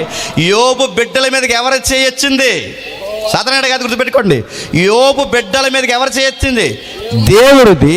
యోబు ఆస్తుల మీదకి ఎవరు చేయొచ్చింది? దేవుడిది. సాతానుగాడు అంటున్నాడు, ఇంకొకసారి నీవు చెయ్యి చాపి అతని ఎముకను, అతని దేహమును మొత్తని ఎదడా, అతడు నీ ముఖము ఎదుటనే దూషించి నిన్ను విడిచిపోవును. ఇప్పుడు చెప్పండి, అతని హెల్త్ డిస్టర్బెన్స్ చేయి. అందుకే చూడండి, మనకి ఎన్ని పోయినా, ఏమున్నా ఏమి లేకపోయినా, అన్నిటికన్నా గొప్ప ఆస్తి ఏంటి చెప్పండి? ఆరోగ్యం. ఆరోగ్యం పోయిందో మానసికంగా కుంగిపోతాం. మీరు కావాలంటే చూడండి, ఎప్పుడన్నా డాక్టర్ గారి దగ్గరికి వెళ్ళినప్పుడు ఆ డాక్టర్ గారు మనతో మాట్లాడుతూ ఒకడు వచ్చావా, ఎవరినైనా తీసుకొచ్చావా అన్నాడే అనుకోండి, వెంటనే 2 మోసం చేయకపోతే అక్కడే మనకి హెల్త్ డిస్టర్బెన్స్ అంటే భయం. డాక్టర్ గారు మన ఏపు చూడకుండా రాసేస్తున్నాడు అనుకోండి, సరే ఏంటి సార్ అలా రాస్తున్నాడు, వెయిట్ ఎవరైనా ఉంటే ఫోన్ చేయను, అంతే భయం. జబ్బు వస్తే భయం, బాధ వస్తే భయం. ఆ డాక్టర్ మన వైపు ఎర్రగా చూసి మౌనంగా రాసేస్తే భయం అడుగుతున్నారు. హెల్త్ భయం అంటే ఎంత భయమో. అందుకే కరోనా వచ్చి చనిపోయిన కన్నా కరోనా భయం వల్ల చచ్చిపోయిన వాళ్ళు ఎక్కువ అంట. నేను చాలా దిక్కుని చెప్పిన సూత్రం మీకు చెప్తాను వినండి. లాస్ట్ ఇయర్ చెప్పాను అనుకుంటే ఒకసారి జ్ఞాపకం చేస్తాను. కరోనా వచ్చిన టైంలో ఎంత భయపెట్టేశారండి. ఎంత భయపెట్టారంటే ర్యాబీస్ వ్యాధి వస్తే ఎలా ఉంటుందో ఆ లక్షణాలు ఉన్నట్టు చూపించారు. నిజానికి ఆ లక్షణాలు లేవు కరోనాకి, కానీ న్యూస్ మీడియా ఏం చేసిందంటే అలాంటి లక్షణాలు ఉన్నట్టు చూపించే జనాలు భయపడిపోయారు, గజగజ వణికిపోయారు, భయానికే సగం మంది చచ్చిపోయారు. ఆ న్యూస్ రీడర్లకు పని ఏమి లేదు, వాళ్ళ పైన కూర్చుని నిలబడి మాట్లాడుతుంటారు. వాళ్ళు ఏం చెప్తారంటే వాళ్ళు మాట్లాడుతున్నప్పుడు ఇలా అంటారు, ఇదిగో కరోనా లక్షణాలు ఎలా ఉంటాయంటే కరోనా వచ్చినప్పుడు కుడిముక్కు మూసుకుపోతుంటుంది దానిగా మన టీవీ ముందు కూర్చుని రాత్రి నుంచి అలాగే ఉంది అనుకున్నాం. కరోనా వచ్చినప్పుడు ఎలా ఉంటుందంటే కొంచెం కడుపు రాత్రి నుంచి గ్యాస్ ఎక్కువైపోయింది, భయంతో చచ్చిపోయారండి చాలామంది. నేను ఇంకా అడుగుతాను, చెప్పండి, కరోనా లక్షణాలకి భయపడిపోయారు. ఇంకా విషయం చెప్పిన ఆ టైంలో కరోనా వచ్చినప్పుడు పెద్ద వార్త ఏంటంటే సీఎంలు, పిఎంలు, మంత్రులు, ఎంపీలు అందరూ కలిసి అందరూ సొక్కాలు ఇప్పి టీకాలు వేయించుకుని అన్నారట, కరోనాని జయించాలంటే అందరూ టీకాలు వేయించుకోండి బతికేస్తారన్నారు. అంతే. అందరూ ఏం చేశారు, తీశారు ఫస్ట్ డోస్, సెకండ్ డోస్, ఆ డోస్, ఈ డోస్, బూస్టర్ డోస్, డోసుల మీద డోసులు, రికమెండేషన్లు ఏం చేశారు, పంచాయతీలు నిలబడి అందరు లైన్లు వెళ్తుంటే మోతుబర్లు అందరూ వెనకాల గుమ్మ నుంచి వెళ్ళి మొత్తం అన్ని కరోనా డోసులు వేసారు. ఫస్ట్ డోస్, సెకండ్ డోస్, ఆ డోస్, ఈ డోస్ వేసాక సావుకోరు చల్లగా చెప్పారు, ఏమని, డోసులు వేయించుకున్నందుకే చచ్చిపోతున్నారంట. నా మాటలు అర్థమవుతున్నా? ముందేమో చెప్పండి ఎదుగుపోతే చచ్చిపోతున్నారు, ఇప్పుడు మనిషికి ఆరోగ్యం అంటే అంత భయం. గుర్తుపెట్టుకోండి, మనసుకు ఏదన్నా అవుతుందంటే భయం. అందుకే శరీరాన్ని కొట్టు, మాంసాన్ని కొట్టు, ప్రాణాన్ని కొట్టు. అలా ఎప్పుడైతే తన హెల్త్ని డిస్టర్బెన్స్ చేస్తావో దేవా, ఇంకొకసారి నీ కుమారుడని యోబు మీదకి నీ చెయ్యి చాపితే నీ ముఖం ఎదుటనే నిన్ను దూషిస్తాడు. లేరు ఎలాంటి మనుషులు చెప్పండి? లింగమని డిఎస్సిలో ఒక మార్క్ రాకపోతే చర్చి మానేసిన విద్యార్థులు లేరు. అనుకున్నది జరగకపోతే ఇంక నేను చర్చికి రానని దేవుడి మీద కోపగించే భక్తులు లేరు చెప్పండి. వాళ్ళు అనుకున్న ఆస్తులు అప్పులు తిరగపోతే ఇంక ఈ దేవుడు మాకెందుకని దేవుడినే దూషించే వాళ్ళు లేరు. అంటే కలిసి వస్తే దేవుడిని పొగుడుతారు, వాళ్ళు ఎంత అడిగినా జరగకపోతే దేవుడిని తిడతారు. దేవుణ్ణి దూషించే వాళ్ళు ఉన్నారు. వాళ్ళని బాగా వినండి, వాళ్ళ ఇంట్లో ఎవరైనా ఇష్టమైన వాళ్ళు చనిపోతే దేవుడు లేడు, దయ్యం లేదని నాస్తికులుగా మారిపోయిన వాళ్ళు లేరు. నేను అడుగుతున్నాను, బాగా భక్తిని గడించి, బాగా పాటలు పాడి, బాగా సేవలో తిరిగి, అంతా తిరుగుతున్న వాడి ఇంట్లో కానీ వాడి జీవితంలో కానీ ఏదన్నా హెల్త్ ప్రాబ్లం వస్తే ఇన్ని చేసినా దేవుడు మమ్మల్ని పట్టించుకోలేదంటని దేవుడి మీద గుసగుసలు మాట్లాడే వాళ్ళు లేరు, ఉన్నారు. యోబు కూడా అలాగే మాట్లాడతాడని భవిష్యత్తు ఎరగని ఈ సాతానుగాడు దేవుడికే సలహా ఇస్తాడు, ఏమనంటే ఒక్కసారి ఆరోగ్యం తీసే, నీ కుమారుని తిట్టకపోతే చూడన్నాడు. తీసేశాడు. ఏమవుతుంది, యోబుని ఎప్పుడైతే ఆరోగ్యం పోయిందో 8వ వచనంలో జరుగుతుంది చూడండి. అతడు ఒళ్ళు గోక్కుండటకై చిల్లా పెంకి తీసుకొని బూడిదలో కూర్చుండకంటే ఆయనకి శరీర సంబంధమైన ఏ ఇబ్బందులు వచ్చాయి, ఆయన గోకుతుంటే తన భార్య చందట, అతని భార్య వచ్చి, నువ్వు ఇంకను యథార్థతను వదలకుందావా, దేవుణ్ణి దూషించి మరణము కమ్ము, దేవుణ్ణి దూషించి మరణం కమ్ము. ఇప్పుడు ప్రశ్న చెప్పండి, ఎవరిని దూషించాలట? నడుతున్నాను, దేవుడిని ఎందుకు దూషించాలి? నిజానికి ఈ కాన్సెప్ట్లో ఎవరిని దూషించాలనుకుంటాం? సాతానుగాడి పని అనుకుంటాం, కానీ దేవుణ్ణి దూషించినట్టు దాని అర్థం ఏంటి చెప్పండి? యోబు భార్యకు కూడా తెలుసు, ఏమని చెప్పండి, ఇదంతా దేవుని పని అని. బాగా వినాలి, యోబుకి తెలుసు, సాతానుగాడికి తెలుసు, యోబు భార్యకి తెలుసు. అంటే పచ్చని తన జీవితం అరణ్యంగా మారిపోవడానికి కారణం ఎవరు చెప్పండి? దేవుడే. సాతానుగాడు ఒక బావు మాత్రమే, ఆడి మిస్టేక్స్ లేవని అంటలేదు, కానీ దేవుడు పర్మిషన్ లేకుండా ఆడి మిస్టేక్ కూడా ఇక్కడ చెయ్యలేడు, ఈ కాంటెక్స్ట్లో చెయ్యలేడు, వాడు ఎలాంటి విధి విధానాలు చేయలేడు. అప్పుడు ఆవిడ వచ్చి అంటుంది, దేవుడిని దూషించి నీ యథార్థత వదిలి చచ్చిపో. నిజానికి చాలామంది యోబు భార్య చెడ్డదంటారు, కానీ కొన్ని వ్యాఖ్యానాలు ఏముందంటే యోబు భార్య మంచిదే. ఎందుకు చెప్పినా, ఆవిడ ఎందుకు మంచిదంటే తన భర్త కళ్ళ ముందు బిడ్డలను పోగొట్టుకుని, ఆస్తులు పోగొట్టుకుని, అంత ఉన్నతంగా బ్రతుకుతున్న తన భర్త ఇప్పుడు బూడిదలో కూర్చుని ఇలా సిల్లా పెంకులతో గోక్కోడు ఒక భారీగా చూడలేకపోయింది, తట్టుకోలేకపోయింది. ఇంకా యథార్థత, ఇంకా దేవుడిని అంటున్నావు, నా కళ్ళ ముందు ఇంత బాధపడే కన్నా నువ్వు చనిపోతేనే బాగుంటుంది అనుకుంటున్నానయ్యా, నేను చూడలేకపోతున్నాను అంతే. ఏ భార్య అన్న అంతే గుర్తుపెట్టుకోండి. జర్జాగా బ్రతికిన భర్త తన కళ్ళ ముందు ఒకేసారి అలా కుదేలైపోయాడు అనుకోండి, ఏ భార్య అయినా తట్టుకోగలదా? యోబు భార్య కూడా సహజంగా మాట్లాడుతుంది, అయ్యా నేను చెప్తున్నాను నా సలహా పాటించు, దేవుడిని దూషించంటే అందుకతడు మూర్ఖురాలు మాట్లాడినట్టు మాట్లాడకు. మనం దేవుని మేలును అనుభవించుదమా, కీడిని మనం అనుభవించడం తగదని యోబు మాట్లాడాడు. తర్వాత సైలెంట్ అయిపోయాడు. సుమారు సైలెంట్ అయిపోయిన ఆయన వారం రోజులు కూర్చుండిపోయాడు. బూడిదలో కూర్చున్నాడు. బాగా వినండి, బూడిదలో కూర్చున్నాడు. ఆ బూడిదలో కూర్చున్న ఆయన తాను వాదార్చుకుంటకు దుఃఖించుటకు ఆయన ఆకాశం వైపు ఎత్తి బూడిద జల్లుకుంటూ ఆయన శరీరాన్ని ఆ పెంకులతో గోకుతూ ఆయన చాలా బాధపడుతున్నప్పుడు ఆయన క్లోజ్ ఫ్రెండ్స్ 3 ఉన్నారట. ఎవరికి?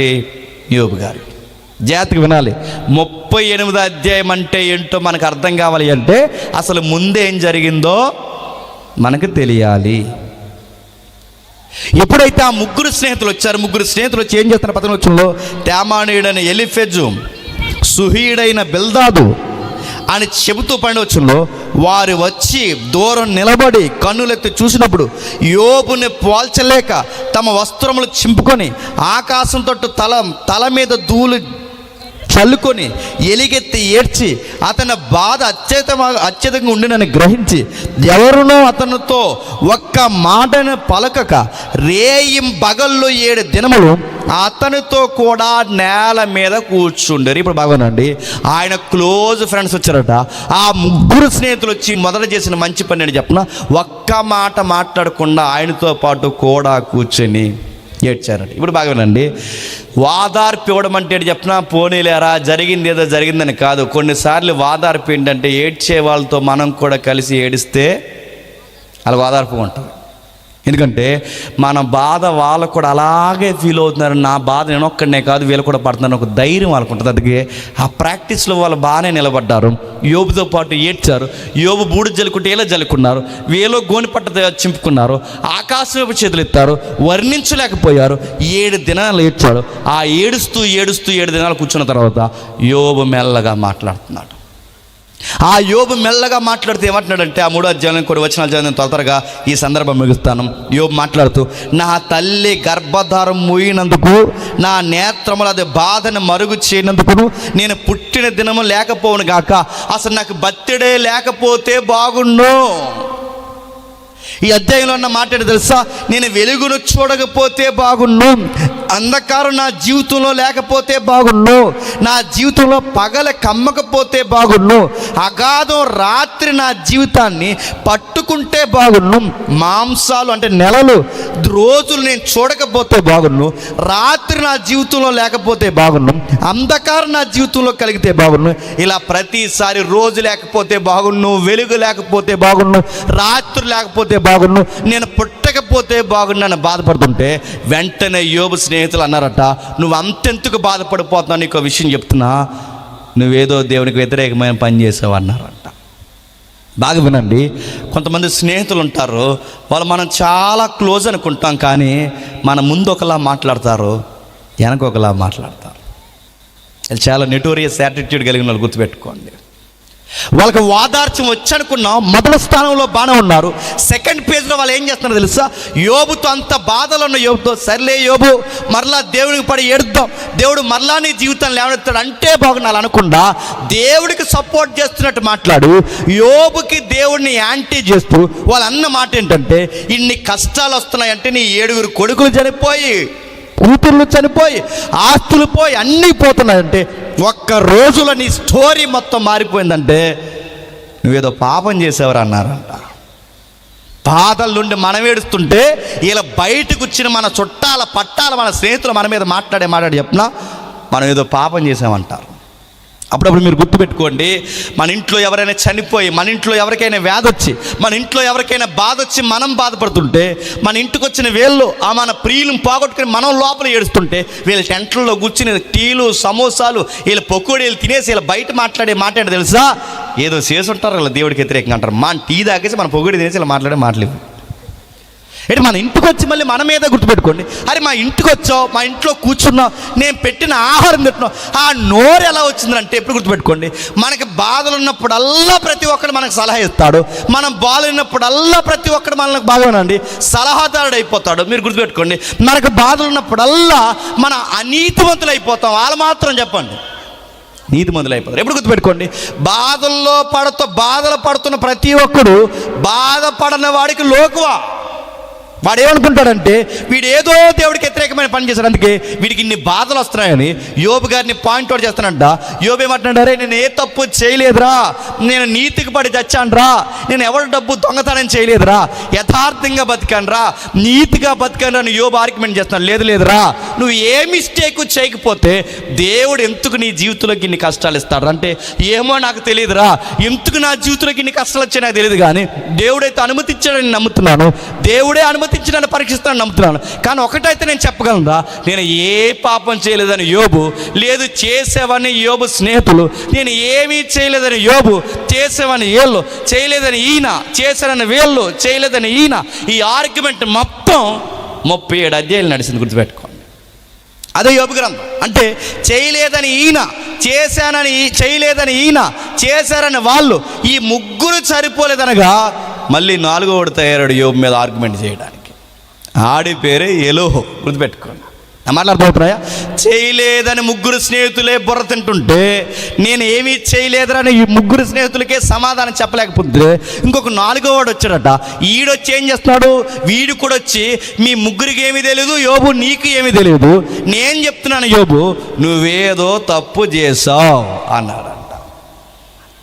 ఆ టైంలో యోబు బాధల్లో కూరుకుపోయి, దుఃఖంలో కూరుకుపోయి, వీళ్ళతో వాదించలేక దేవుని సమాధానం కొరకు ఆకాశం వైపు చేతులు ఎత్తి బూడిద జలుకుని ఏడుస్తూ, దేవా నా జీవితం ఎంత ప్రశ్నార్థకం అయిపోయింది ఏంటయ్యా, నా బిడ్డలు చనిపోవడం ఏంటి, నా దాసులు చనిపోవడం ఏంటి, నా స్నేహితులే ఈ బాధల్లో నన్ను పొడి చేయడం ఏంటి, నన్ను మరింత చచ్చిన నన్ను ఇంకా చంపే ఈ మాటలేంటి, నా దృష్టిలో వీళ్ళు నిన్ను విలన్న చేస్తున్నారు, నా దృష్టిలో వీళ్ళు నన్ను వ్యతిరేకంగా మాట్లాడుతున్నారు, నేనే నీకు నచ్చలేదన్నట్టు మాట్లాడుతున్నారు, నాకు ఏం అర్థం కావట్లేదని ఇన్ని ప్రశ్నలతో దుఃఖంతో మౌనమైపోయి మాట్లాడలేక ఏడుస్తూ మూలుగుతున్న యోబును వాదార్చడానికి 38వ అధ్యాయంలో వచ్చాడు.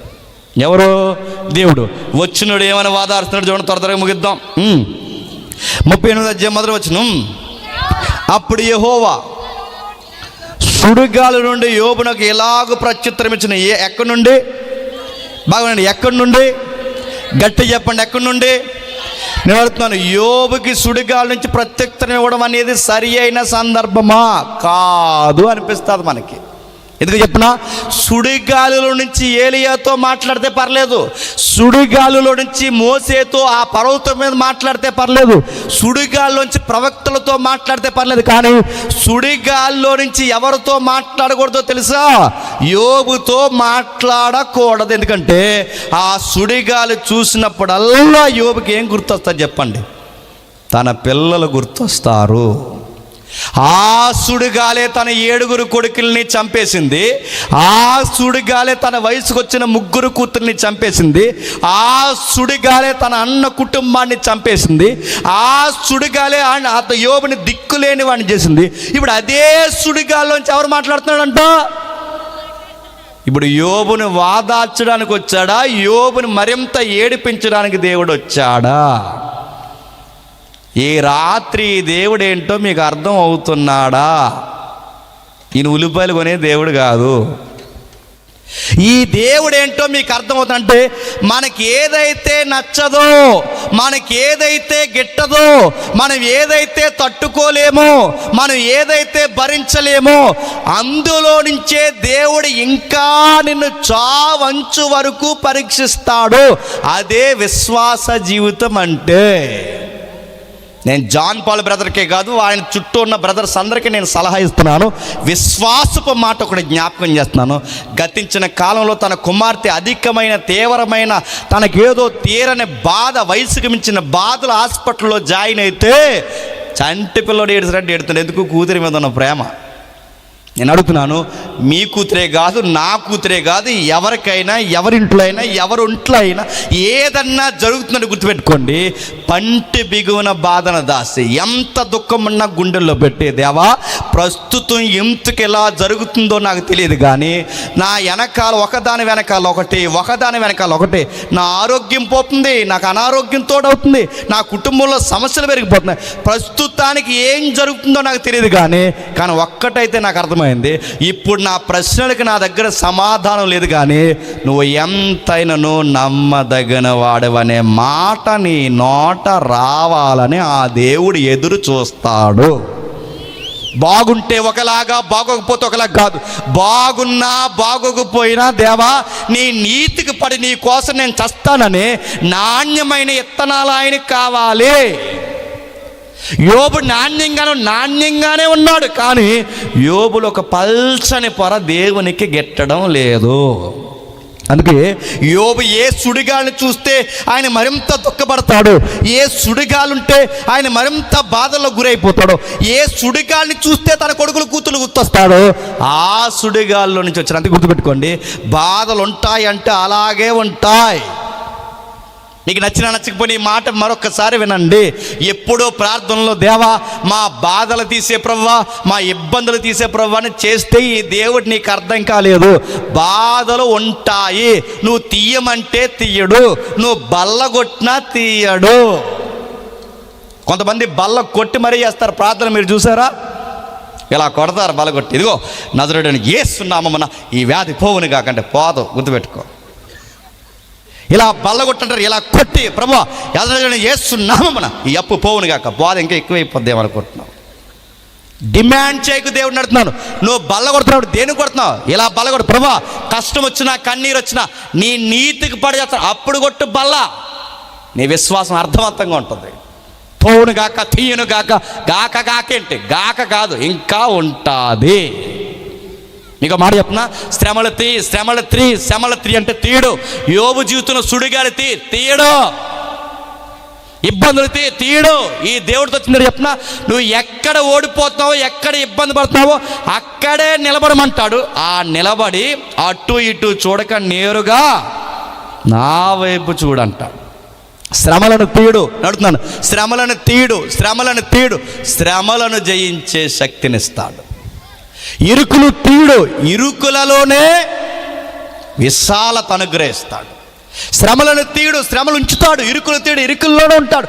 ఆ ఇరుకులలోనే విశాలత అనుగ్రహిస్తాడు. ఈ టైంలో నువ్వు ప్రార్థన చేసి తీసే ప్రభావ బల్ల కొడుతున్నాడు, బల్ల కొడితే నీ నడ్డి మీద దంతాడు ఏమనుకుంటున్నావు?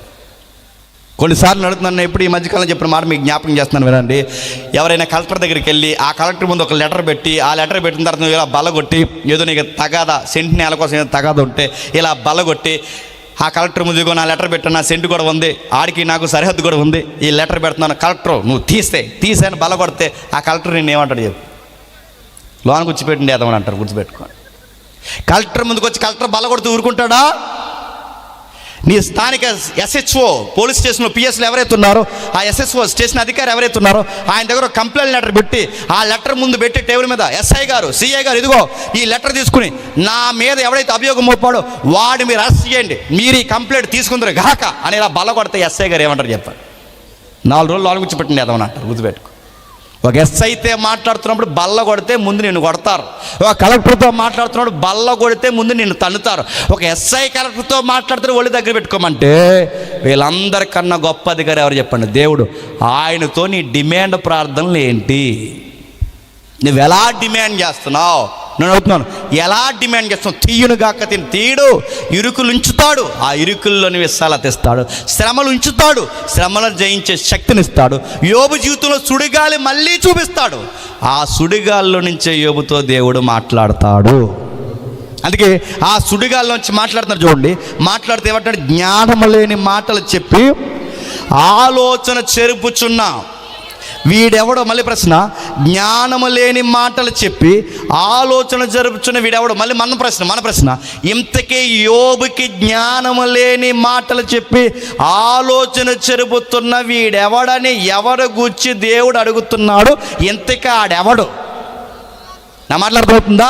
ఇంతకీ ఆడెవడు ఎలా మాట్లాడుతున్నది?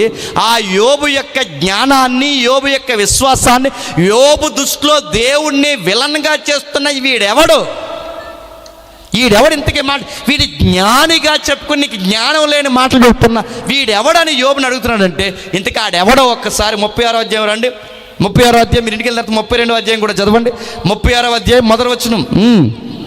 మరి ఎలోహు ఇంకా ఇట్లా నేను కొంతసేపు యోబు నన్ను ఓర్చుకొనుము, ఈ సంగతి నీకు తెలియదు, నన్ను ఓర్చుకో, ఇప్పటివరకు నీ స్నేహితులను ఓర్చుకున్నావు, ఇప్పటి నుంచి నన్ను ఓర్చుకో. 32వ అధ్యాయం నుంచి మొదలెట్టాడు ఎవరు? ఎలోహు.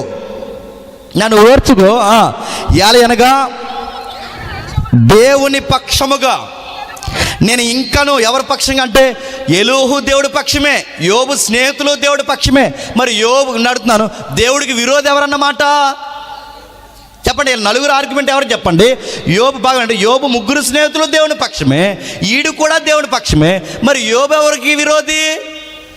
ఇలా ఆర్గ్యుమెంట్ ప్రకారం యోబు దేవుడికి విరోధి అంటే చివరికి యోబుకి దేవుడికి కూడా గొడవలు ఎట్టేస్తున్నారు. మీరు చూడండి, అప్పుడప్పుడు ఎవడైనా మిమ్మల్ని వాదార్చడానికి వస్తే ఇలాంటి పాడు మాటలు మాట్లాడి మిమ్మల్ని డిస్టర్బెన్స్ చేసేవాడు ఎవరైనా ఉంటే, ఒరే నీ వాదార్పు నాకు వద్దు, వెళ్ళిపోరని చెప్పండి. అప్పుడు కొంతమంది వస్తారు, గుర్తుపెట్టుకోండి, వాళ్ళ ప్రార్థన చేయరంటే ఆ ప్రార్థన ఏమంటే చెప్పిన, దేవా ఈ బిడ్డ ఏదైనా పాపం చేస్తుంటే అని మమ్మల్ని డిసైడ్ చేస్తావు పాపులని. నేను అడుగుతున్నాను, దేవా ఈ బిడ్డ ఏదన్నా పాపం చేస్తుంటే క్షమించు ప్రభు అని. కానీ ఆ మాటే మనకు భయం వేస్తుంది, ఏమని అంటే దేవుడే నాకు యాంటీ అయిపోయాడా అని.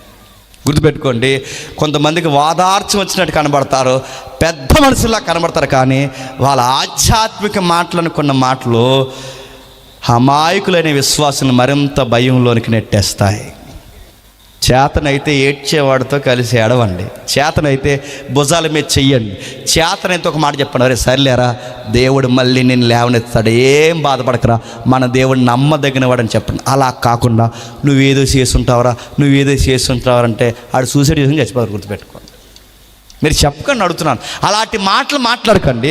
యోబు స్నేహితులు కూడా అలాగే బాధపెడుతున్నారు. ఇప్పుడు ఈడు కూడా అంటున్నాడు, నేను దేవుని పక్షముగా మాట్లాడవలసి ఉన్నది, దూరం నుండి నేను జ్ఞానము తెచ్చుకుందును, నన్ను సృజించిన వానికి నీతిని ఆరోపించదును, నా మాట ఏమాత్రం అబద్ధము కావు, పూర్ణ జ్ఞాని ఒకడు నీ ఎదుట ఉన్నాడు. ఇప్పుడు చెప్పండి, అతని జ్ఞానాన్ని ఎవరు అనాలండి? వేరొకడు అనాలి. ఈడే ఏం చెప్పుకుంటున్నాడండి?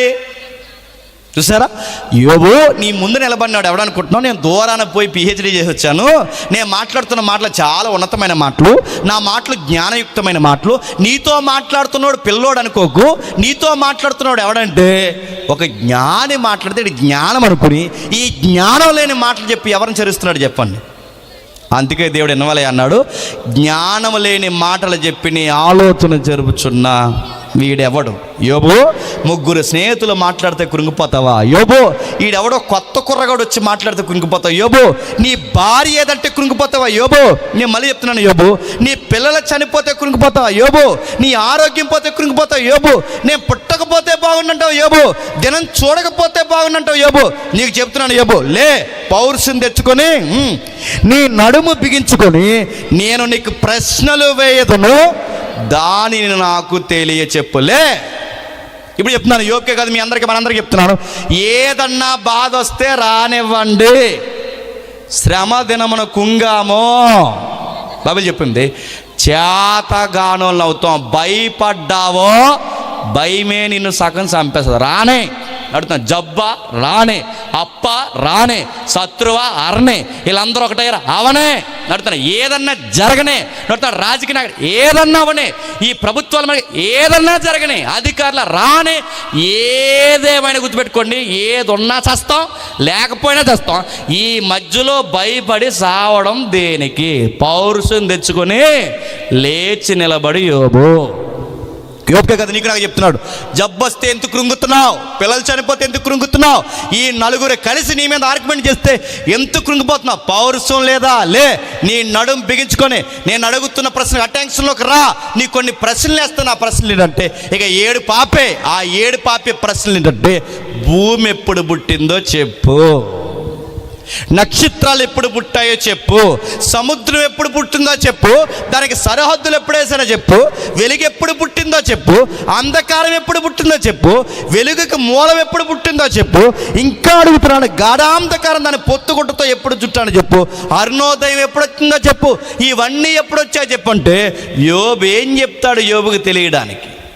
ఇంకా మీకు బాగా అర్థం కావాలంటే అప్పటికే బూడిదలో కూర్చున్నాడు, అప్పటికే శిలాపెంకులతో గోక్కుంటున్నాడు, అప్పటికి నలుగురు బురదినేస్తున్నారు, అప్పటికే తన జీవితం పుట్టకపోతే బాగుండు అనుకుంటున్నాడు, తన జన్మదినాన్ని దూషించుకుంటున్నాడు. ఇప్పుడు బాధల్లో ఉన్న యోబు దగ్గరికి దేవుడు ఇంకా బాధ పెట్టడానికి దేవుడు సుడిగాల్లో వచ్చి, ఆ సుడిగాల్లో వచ్చిన దేవుడు ఇలా అంటే బాగుండు, బాధపడకు యోబు, ఏం కాదు, మళ్ళీ నీకు నూతన వైభవాన్ని ఇస్తాను, నీకు ఏం బాధపడక అంటే బాగుండు. అలా ఏమనకుండా యోబు దగ్గరికి దేవుడు వచ్చి అన్నాడట, భూమి ఎప్పుడు పుట్టింది చెప్పు అన్నాడు. మీకు అర్థమైందో లేదో ఒక ఉదాహరణ చెప్తానండి. ఎవడింట్లో అన్నా ఎవరో చనిపోయి ఆడు పుట్టుడు దుఃఖంలో ఉంటే ఆడింటికి వెళ్ళి బాధపడకరా, నువ్వు చనిపోతావు, నేను చనిపోతావు, అందరం చనిపోతాం, ఇంట్లో చనిపోయి ఏముందిరా బాధపడక అంటే బాగుంటుంది. అలా అనకుండా ఆడి దగ్గరికి వెళ్ళి భూమి ఎప్పుడు పుట్టిందో చెప్పు అంటే ఏమంటాడు చెప్పండి? ఆడు ఇంకా అలా పైనుంచి కిందకు చూస్తుండగానే నక్షత్రాలు కూడా ఎప్పుడు పుట్టే చెప్పంటే ఆడు ఏమంటాడు చెప్పండి? నక్షత్రాలు ఎప్పుడు పుట్టే, సముద్రం ఎప్పుడు పుట్టింది, ఏడుతున్నోడి దగ్గరికి వెళ్ళి భూమి ఎప్పుడు పుట్టింది, నక్షత్రం పుట్టి ఇలా స్టాండర్డ్ సీక్ అడిగితాడు ఏమంటాడు చెప్పండి? ఇంకా విషయం చంపిపోతాం, జైలుగా ఉన్నాం. భూమి నన్ను అడుగుతాడు రాడు, నేనేమి ఎడుతుంటే భూమి ఎప్పుడు పుట్టింది, నక్షత్రాలు పుట్టి ఎన్ని నన్ను ఇప్పుడు అడుగుతున్నా, ఆడు ఎడుతాడే అడ్డ. ఇంకా చెప్పండి, ఏడుస్తున్న వాడి దగ్గరికి వెళ్ళి జీకే అడిగితే మనకి అతనికి అసంబద్ధమేమో కానీ దేవుడికి మాత్రం సందర్భమే. నేను ముగిస్తున్నాను. ఎలా సందర్భం అంటే, ఎందుకు దేవుడు భూమి నడుపుతాను అసలు ఈ కాంటెక్స్ట్లో ఎంత బాధపడుతున్న యోబు దగ్గరికి భూమి ఎందుకు పుట్టిందని ఎందుకు అడుగుతున్నాడు? వెలుగు ఎప్పుడు పుట్టిందని ఎందుకు అడుగుతున్నాడు? చీకటి ఎప్పుడు పుట్టిందని ఎందుకు అడుగుతున్నాడు? అరుణోదయం ఎందుకు పుట్టిందని ఎందుకు అడుగుతున్నాడంటే యోబు నోటంట ఈ మాటలు 3వ అధ్యాయంలో వచ్చాయి. ఏం వచ్చాయి? నేను పుట్టకపోతే బాగున్నన్నాడే యోబు. ఆ పుట్టకపోతే బాగున్నన్న యోబు ప్రశ్నకి జవాబు ఏంటో తెలుసా? అసలు నువ్వు పుట్టాలి అంటే భూమి ఎప్పుడు పుట్టిందో చెప్పు యోబు, అది ప్రశ్న. ఇంకా వెలుగు చూడకపోతే బాగుండు, పిండముగా రాలిపోతే బాగుండన్నావే, అసలు వెలుగే లేకపోతే బాగుండన్నావే యోబు, వెలుగు ఎప్పుడు పుట్టిందో నీకు తెలుసా? అడుగుతున్నాను. వెలుగు చూడకపోతే బాగుండని 3 సార్లు 4 సార్లు అన్నాడు, రాత్రి లేకపోతే బాగుండని 6 సార్లు అన్నాడు, అంధకారం కోసం 5-6 సార్లు మాట్లాడాడు. ఏదైతే 3వ అధ్యాయంలో మాట్లాడాడో దానికి జవాబే 38వ అధ్యాయంలో మాట్లాడుతున్నాడు. భూమి ఎప్పుడు పుట్టిందంటే నువ్వు పుట్టాలంటే ముందు భూమి పుట్టాలి, నువ్వు బతకాలంటే ముందు భూమి ఉండాలి, నువ్వు బతకాలి జీవించాలి అంటే ఎంత వ్యవస్థ నడవాలి. ఈ భూమిని నడిపించే సూర్యుడు కావాలి, ఈ భూమిని నడిపించే నక్షత్రాలు కావాలి, ఈ భూమిని నడిపించే విశ్వం కావాలి. నిన్నన్న వాడిని ఒక నడిపించడానికి ఇంత సిస్టమ్ ఫామ్ చేసిన సంగతి యోబు నీకు తెలుసా? తెలిసే చెప్పు. అయినా భూమి మీద నీవే బాధలు అనుకుంటున్నావా? నిన్ను చూస్తున్న నేను ఈ కుటుంబాన్ని చూస్తున్నాను, ఈ కుటుంబాన్ని చూస్తున్న నేను ఆ కుటుంబాన్ని చూస్తున్నాను. మీ కుటుంబాలు చక్కగా నడిచిపోవాలని నిన్న నేడు నిరంతరము ఏకరీతిగా యోబు కొనకక నిద్రపోక ఈ విశ్వాన్ని నడిపిస్తున్నాను. నీకు తెలుసా యోబు? వెలుగు ఎప్పుడు పుట్టిందో నీకు తెలుసా? వెలుగే లేకపోతే బాగున్నావే, అసలు వెలుగు నువ్వు పుట్టించావా? మీ అయ్యి పుట్టించాడు? ఎవరు పుట్టించారు వెలుగు? అంధకారం ఉంటే బాగున్నావు. అంధకారం ఎలా వచ్చిందో నీకు కానీ మీ పితరులకు కానీ తెలుసా? అయినా నేను మాట్లాడుతున్నాను, ఇవన్నీ నీకు తెలుసా? ఇవన్నీ నీకు తెలిసే ఉన్నది కదా, నువ్వు బహువృద్ధులవు. అప్పటికే నీవు అంటే దాని అర్థం ఏంటి? పుట్టాడని కాదు. నేను ముగిస్తున్నాను. నువ్వు బహువృద్ధుడవు 21వ వచనంలో ఇదంతా నీకు తెలిసే ఉన్నది కదా, నువ్వు బహువృద్ధుడవు, నీవు అప్పటికే పుట్టి అంటే అప్పటికి పుట్టాడని కదా. ఆ మాటకి అర్థం ఏంటంటే నువ్వు పుట్టలా, నువ్వు లేవు, మీ తాత కానీ అయ్యి కానీ ఎవరు లేరు, నువ్వు లేవు. ఇదంతా నీకు తెలిసేది చెప్పంటున్నాడంటే దాని అర్థం ఏంటి? ఇదంతా నీకు తెలియదు. ఇంకా మీకు అర్థం కాదు. ఒక ఉదాహరణ చెప్తాను వినండి. అప్పుడప్పుడు తాతయ్య దగ్గరికి వెళ్ళి మనవడు మనవరాలు చెప్పారట ఏమని, ఇలా దొగ్గకూడదని. దొగ్గుతున్న తాతయ్య దగ్గరికి వెళ్ళన్నారట, తాతయ్య అలా దొగ్గకూడదు అని దొగ్గాలన్నారట. ఎవరితో? అప్పుడు తాతయ్య అన్నాడట, అవునరా తాతయ్యగా దొగ్గలు నేర్పుతున్నారు మీరు, నాకన్నా ముందు పుట్టారా అన్నాడు. అంటే దాని అర్థం ఏంటి? పుట్టాడనా? దాని అర్థం ఏంటి? అవునరా నాకు ఎలా దొగ్గలు నేర్పుతున్నారు మీరు, నాకన్నా ముందు పుట్టారని దాని అర్థం. అది కదా దాని అర్థం. నాకన్నా మీరు ముందు పుట్టారని తాతయ్య అంటున్నాడంటే పుట్టలేదని. ఇక్కడ పొయిటిక్ ఇక్కడ దొందర్థంగా మాట్లాడుతున్న ఆ మాట మీకు అర్థం కావాలంటే, నువ్వు అప్పటికే పుట్టున్నావంటే పుట్టలేదు, ఇవన్నీ నీకు తెలుసంటే నీకు తెలియదు, అప్పటికి నువ్వు లేవు, నీ ఉనికి లేదు. నా ఆలోచనలో మీరున్నారు తప్ప అప్పటికి మీరు లేరు. వృద్ధుడు కాదు కదా, కనీసం పిండం కూడా నువ్వు కాదు. వెలుగున్నప్పుడు నువ్వు లేవు, యోబు నేనున్నా. అంధకారం ఉన్నప్పుడు నువ్వు లేవు, యోబు నేనున్నా. భూమి నిరాకారంగాను శూన్యముగాను చీకటి జలముల మీద కమ్మి ఉన్నప్పుడు నువ్వు లేవు, యోబు. ఈ ఆకారం లేని భూమికి ఆకారాన్ని ఇచ్చినప్పుడు ఎవరున్నారో తెలుసా? యోబు నేనున్నాను. యోబు, నేను ముగిస్తున్నాను, జాతకి వినండి. ఆ రోజు భూమి నిరాకారంగా ఉంటే యోబు దానికి ఆకారం ఇచ్చింది నేనే. ఈరోజు నీ జీవితం నిరాకారంగా మారిపోయింది యోబు, మళ్ళీ నూతన ఆకారాన్ని ఇచ్చేది నేనే యోబు. వెలుగున్నప్పుడున్నా, చీకటి ఉన్నప్పుడున్నా, అంధకారం ఉన్నప్పుడున్నా, నక్షత్రాలు పుట్టినప్పుడున్నా, అవి పుట్టక ముందున్నా, నిరంతరం ఉన్నా, ఏకరీతిగున్నా, ఆ రోజున్నా, ఈ రోజున్నా, నిన్నున్నా, ఈ రోజు ఉంటాను, రేపుంటాను, ఎల్లకాలం ఉంటాను. నువ్వు లేవు, నేనుంటాను. గుర్తుపెట్టుకో. నక్షత్రాలు పుట్టినప్పుడున్న నేను, భూమిని పుట్టించినప్పుడున్న నేను, ఆ రోజున్న నేను, నిన్నున్నాను, నిన్నున్న నేను, ఈ రోజున్నాను, ఈ రోజున్న నేను, రేపుంటాను. గుర్తుపెట్టుకో, నీతో ఎల్లకాలము నేనుంటాను. యోబు లేచి నిలబడి చెప్పండి, పౌరుషం తెచ్చుకో. బిగ్ పిక్చర్లో చూడు. జీవితం అంటే నీ కుటుంబానికి, నీ జీవితంలో ఈ పిక్చర్లో చూడకు. అసలు ఈ యూనివర్స్లో ఏం జరుగుతుందో చూడు. ఈ అనంతమైన భూమి గిర్రం తిరుగుతుందంటే ఈ భూమి మీద నీ శ్రమ ఎంత, నీ కష్టం ఎంత, నీ కుటుంబం ఎంత, నా దృష్టిలో చూడు. వెలుగు లేకపోతే బాగుంటున్నావే, అసలు వెలుగు ఎలా వస్తుందో చూడు. అగాధం ఎలా ఉందో చూడు. అంధకారం ఎలా ఉందో చూడు. అరుణోదయం ఎలా ఉందో చూడు. నా పనితనం చూడు. ఎంత భూమిని, ఎంత వెలుగుని రప్పిస్తున్నా నేను నీ జీవితంలోకి వచ్చిన ఇంత కష్టాన్ని తీసి అవతల పడలేనా? నా వైపు చూడు. అయినా యోబు, నీలో నాకు నచ్చింది ఏంటంటే, ఈ గ్రంథం కంటెంట్ చెప్తాను, ఇంటికి వెళ్తారు చదవండి. నీలో నాకు నచ్చింది ఏంటంటే, నేను మంచోడిని అనుకుంటున్నావు, అది నాకు నచ్చలేదు. దేవుని దృష్టికి పాపం ఏంటో చెప్పనా? మనం మంచోళం అనుకునే స్వనీతి కూడా పాపమే. యోబులో వ్యభిచారం లేదు, యోబులో దొంగతనం లేదు, యోబులో అబద్ధాలు లేవు. యోబు గారి జీవితంలో నీలాంటి నాలాంటి ఎలాంటి తప్పుడు స్వభావం లేదు. కానీ యోబు గారి జీవితంలో ఏముంది చెప్పనా? తన ఫ్రెండ్స్తో ఆర్గ్యుమెంట్ చేస్తున్నాడు, నేను మంచోడిని. ఎప్పుడు గుర్తుపెట్టుకోండి, మనం తప్పు చేసినా చేయకపోయినా, మంచోళమైనా కాకపోయినా, దేవుని ఎదుట ఎప్పుడు గజ గజ వనకడమే దేవునికి కావాలి. యోబుకి మొత్తం ఆర్గ్యుమెంట్ అయిన తర్వాత 42వ వచనం, క్షమించండి, 42వ అధ్యాయంలో మొదటి వచనం ఏమంటాం చూడ, ముగిద్దాం. అప్పుడు యెహోవా యోబునకు ఎలాగో ప్రత్యుత్తరం ఇచ్చెను, సర్వశక్తుడగు దేవుడైన నాతో వాదింపవచ్చునా? యోబు చెప్తున్నాడు, ఇదిగో నీవు సమస్త క్రియలను చేయగలవనియు, నీ ఉద్దేశించినది ఏదియో నిష్ఫలము కానేరదనియు యోబునైన నేను ఇప్పుడు తెలుసుకున్నాను. జ్ఞానం లేని మాటల చేత ఆలోచన నిరర్ధకం వచ్చే వీడెవడని అడిగినా అలాగుననే వాడుకలాగానే వివేచన లేని మాటలు నేను కూడా మాట్లాడి బుద్ధికి మించిన సంగతులను గురించి దేవా నేను మాట్లాడాను, నన్ను క్షమించు. ఎవడు చెప్పండి? యోబుకి దేవుడు నేర్పిన పాఠం ఏంటో తెలుసా? తన జీవితంలోకి వచ్చిన కష్టము, కన్నీరు, ఇబ్బంది అన్నిటినీ యోబు జీవితంలోకి దేవుడు ఎందుకు అనుమతిచ్చాడంటే, యోబుని జీవితంలో కూడా పల్చని పొర ఉంది, దాని పేరు స్వనీతి. అది దేవునికి నచ్చలేదు. కొన్నిసార్లు ఎందుకు మన జీవితంలో కష్టాలు వస్తున్నాయి, ఎందుకు కష్టం ప్రస్తుతానికి మనకు అర్థం కాదు. కానీ నన్ను మాత్రం ఏదో సరి చేయడానికి దేవుడు చెప్పండి, ఆ కష్టాలు అనుభవిస్తున్నాడని మాత్రమే నేర్చుకోండి. ఏదో దేవుడు నాకు నేర్పించబోతున్నాడని మాత్రమే నేర్చుకోండి. నేను ఇంకా మాట్లాడకూర్చున్నాను, దయచేసి నా మాట ఆలకించు.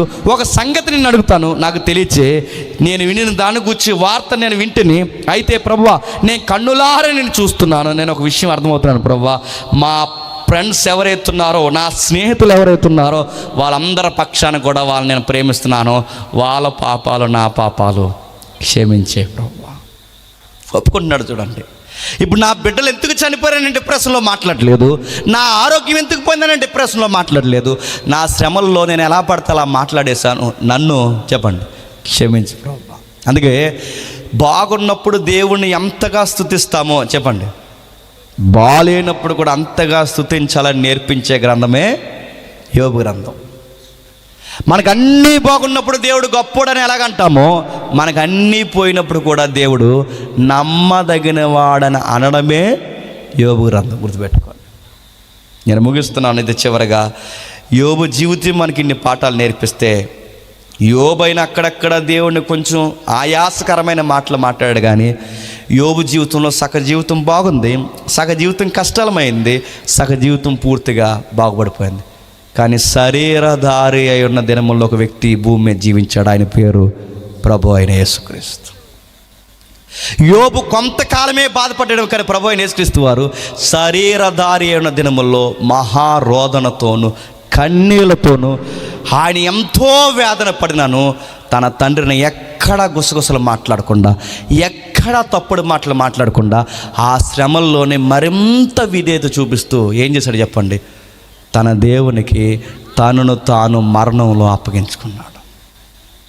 నేను ఒక మాట చెప్తున్నాను, మనం బాధపడుతుంటే, ఈ శ్రమలనే ఆటలో మనం బాధలు పడుతుంటే దేవుడు సింహాసనం మీద కూర్చొని ఏదో ఆనందంగా ఉన్నాడని మాత్రం అనుకోకండి. మనం లేటెస్ట్గా రాసిన ఒక పాటలో ఆ లైన్స్ మేము పెట్టాం, వీలైతే మీరు వినండి తర్వాత. నాదు కాపర్ నీవులో, అందులో దేవుడు సింహాసనం మీద కూర్చుని యోబు బాధపడుతుంటే భలే పడుతున్నాడు బాధలని, దేవుడు సింహాసనం మీద గడ్డ మీద చేయి పెట్టుకుని భలే పడుతున్నాడని ఏమి దేవుడు ఏమో ఆనందపడ్డ. గుర్తుపెట్టుకో, మన దేవుడు ఎలాంటి చెప్తున్నా, మనం బాధపడుతుంటే ఆయన బాధపడతాడు, మనం నవ్వుతుంటే ఆయన నవ్వుతాడు, మనం ఏడుస్తే ఆయన ఏడుస్తాడు. మరి మనం ఏడ్చినప్పుడు ఆయన అడ్డం ఎందుకు? బాధ పెట్టడం దేనికంటే మనల్ని బాగుపరచడానికి కొన్నిసార్లు కొన్ని బాధలు ఆయన మన జీవితంలోకి అనుమతిస్తాడు. అలానే జరుగుతాయి.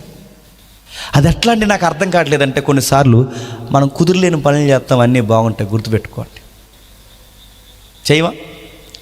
కుదురులేని బెండకాయలు ఉంటాయి. కొంతమంది పిల్లలు మీరు చూసారు లేదు, ఆ బ్లాక్లో వేలాడతాడు, ఈ క్యాండిల్లో వేలాడుతుంటాడు, ఆ కొవ్వొత్తికి అందులో వేలాడుతుంటాడు, పొయ్యిలో వేలాడతాడు, అన్నింటిలో వేలాడాడు వీడి పని. అందులో వీడ చచ్చిపోతారు వాళ్ళ అమ్మ చెప్పిన అంటాడు. ప్లగ్లో వేలాడుతుంటాడు, జనరేటర్లో వేలాడుతుంటాడు. మాట వినకపోతే వాళ్ళ అమ్మ ఏం చేస్తుంది చెప్పండి, చల్లు మన ఈపు మీద కూడా పడుతుంది, కాంగ్రెస్ గుర్తొచ్చేలాగా. ఆ పక్క పోయి ఏడుతాడు అమ్మే అని. ఆ ఏడుతున్నప్పుడు మళ్ళీ అలా ఇలా తిరిగి వచ్చి ఇంకా ఏడుతుంటాడు. ఆ ఏడుతున్న మళ్ళీ దగ్గర లాక్కుని ఏడకలే ఇంకా అని లాక్కుంటాడు.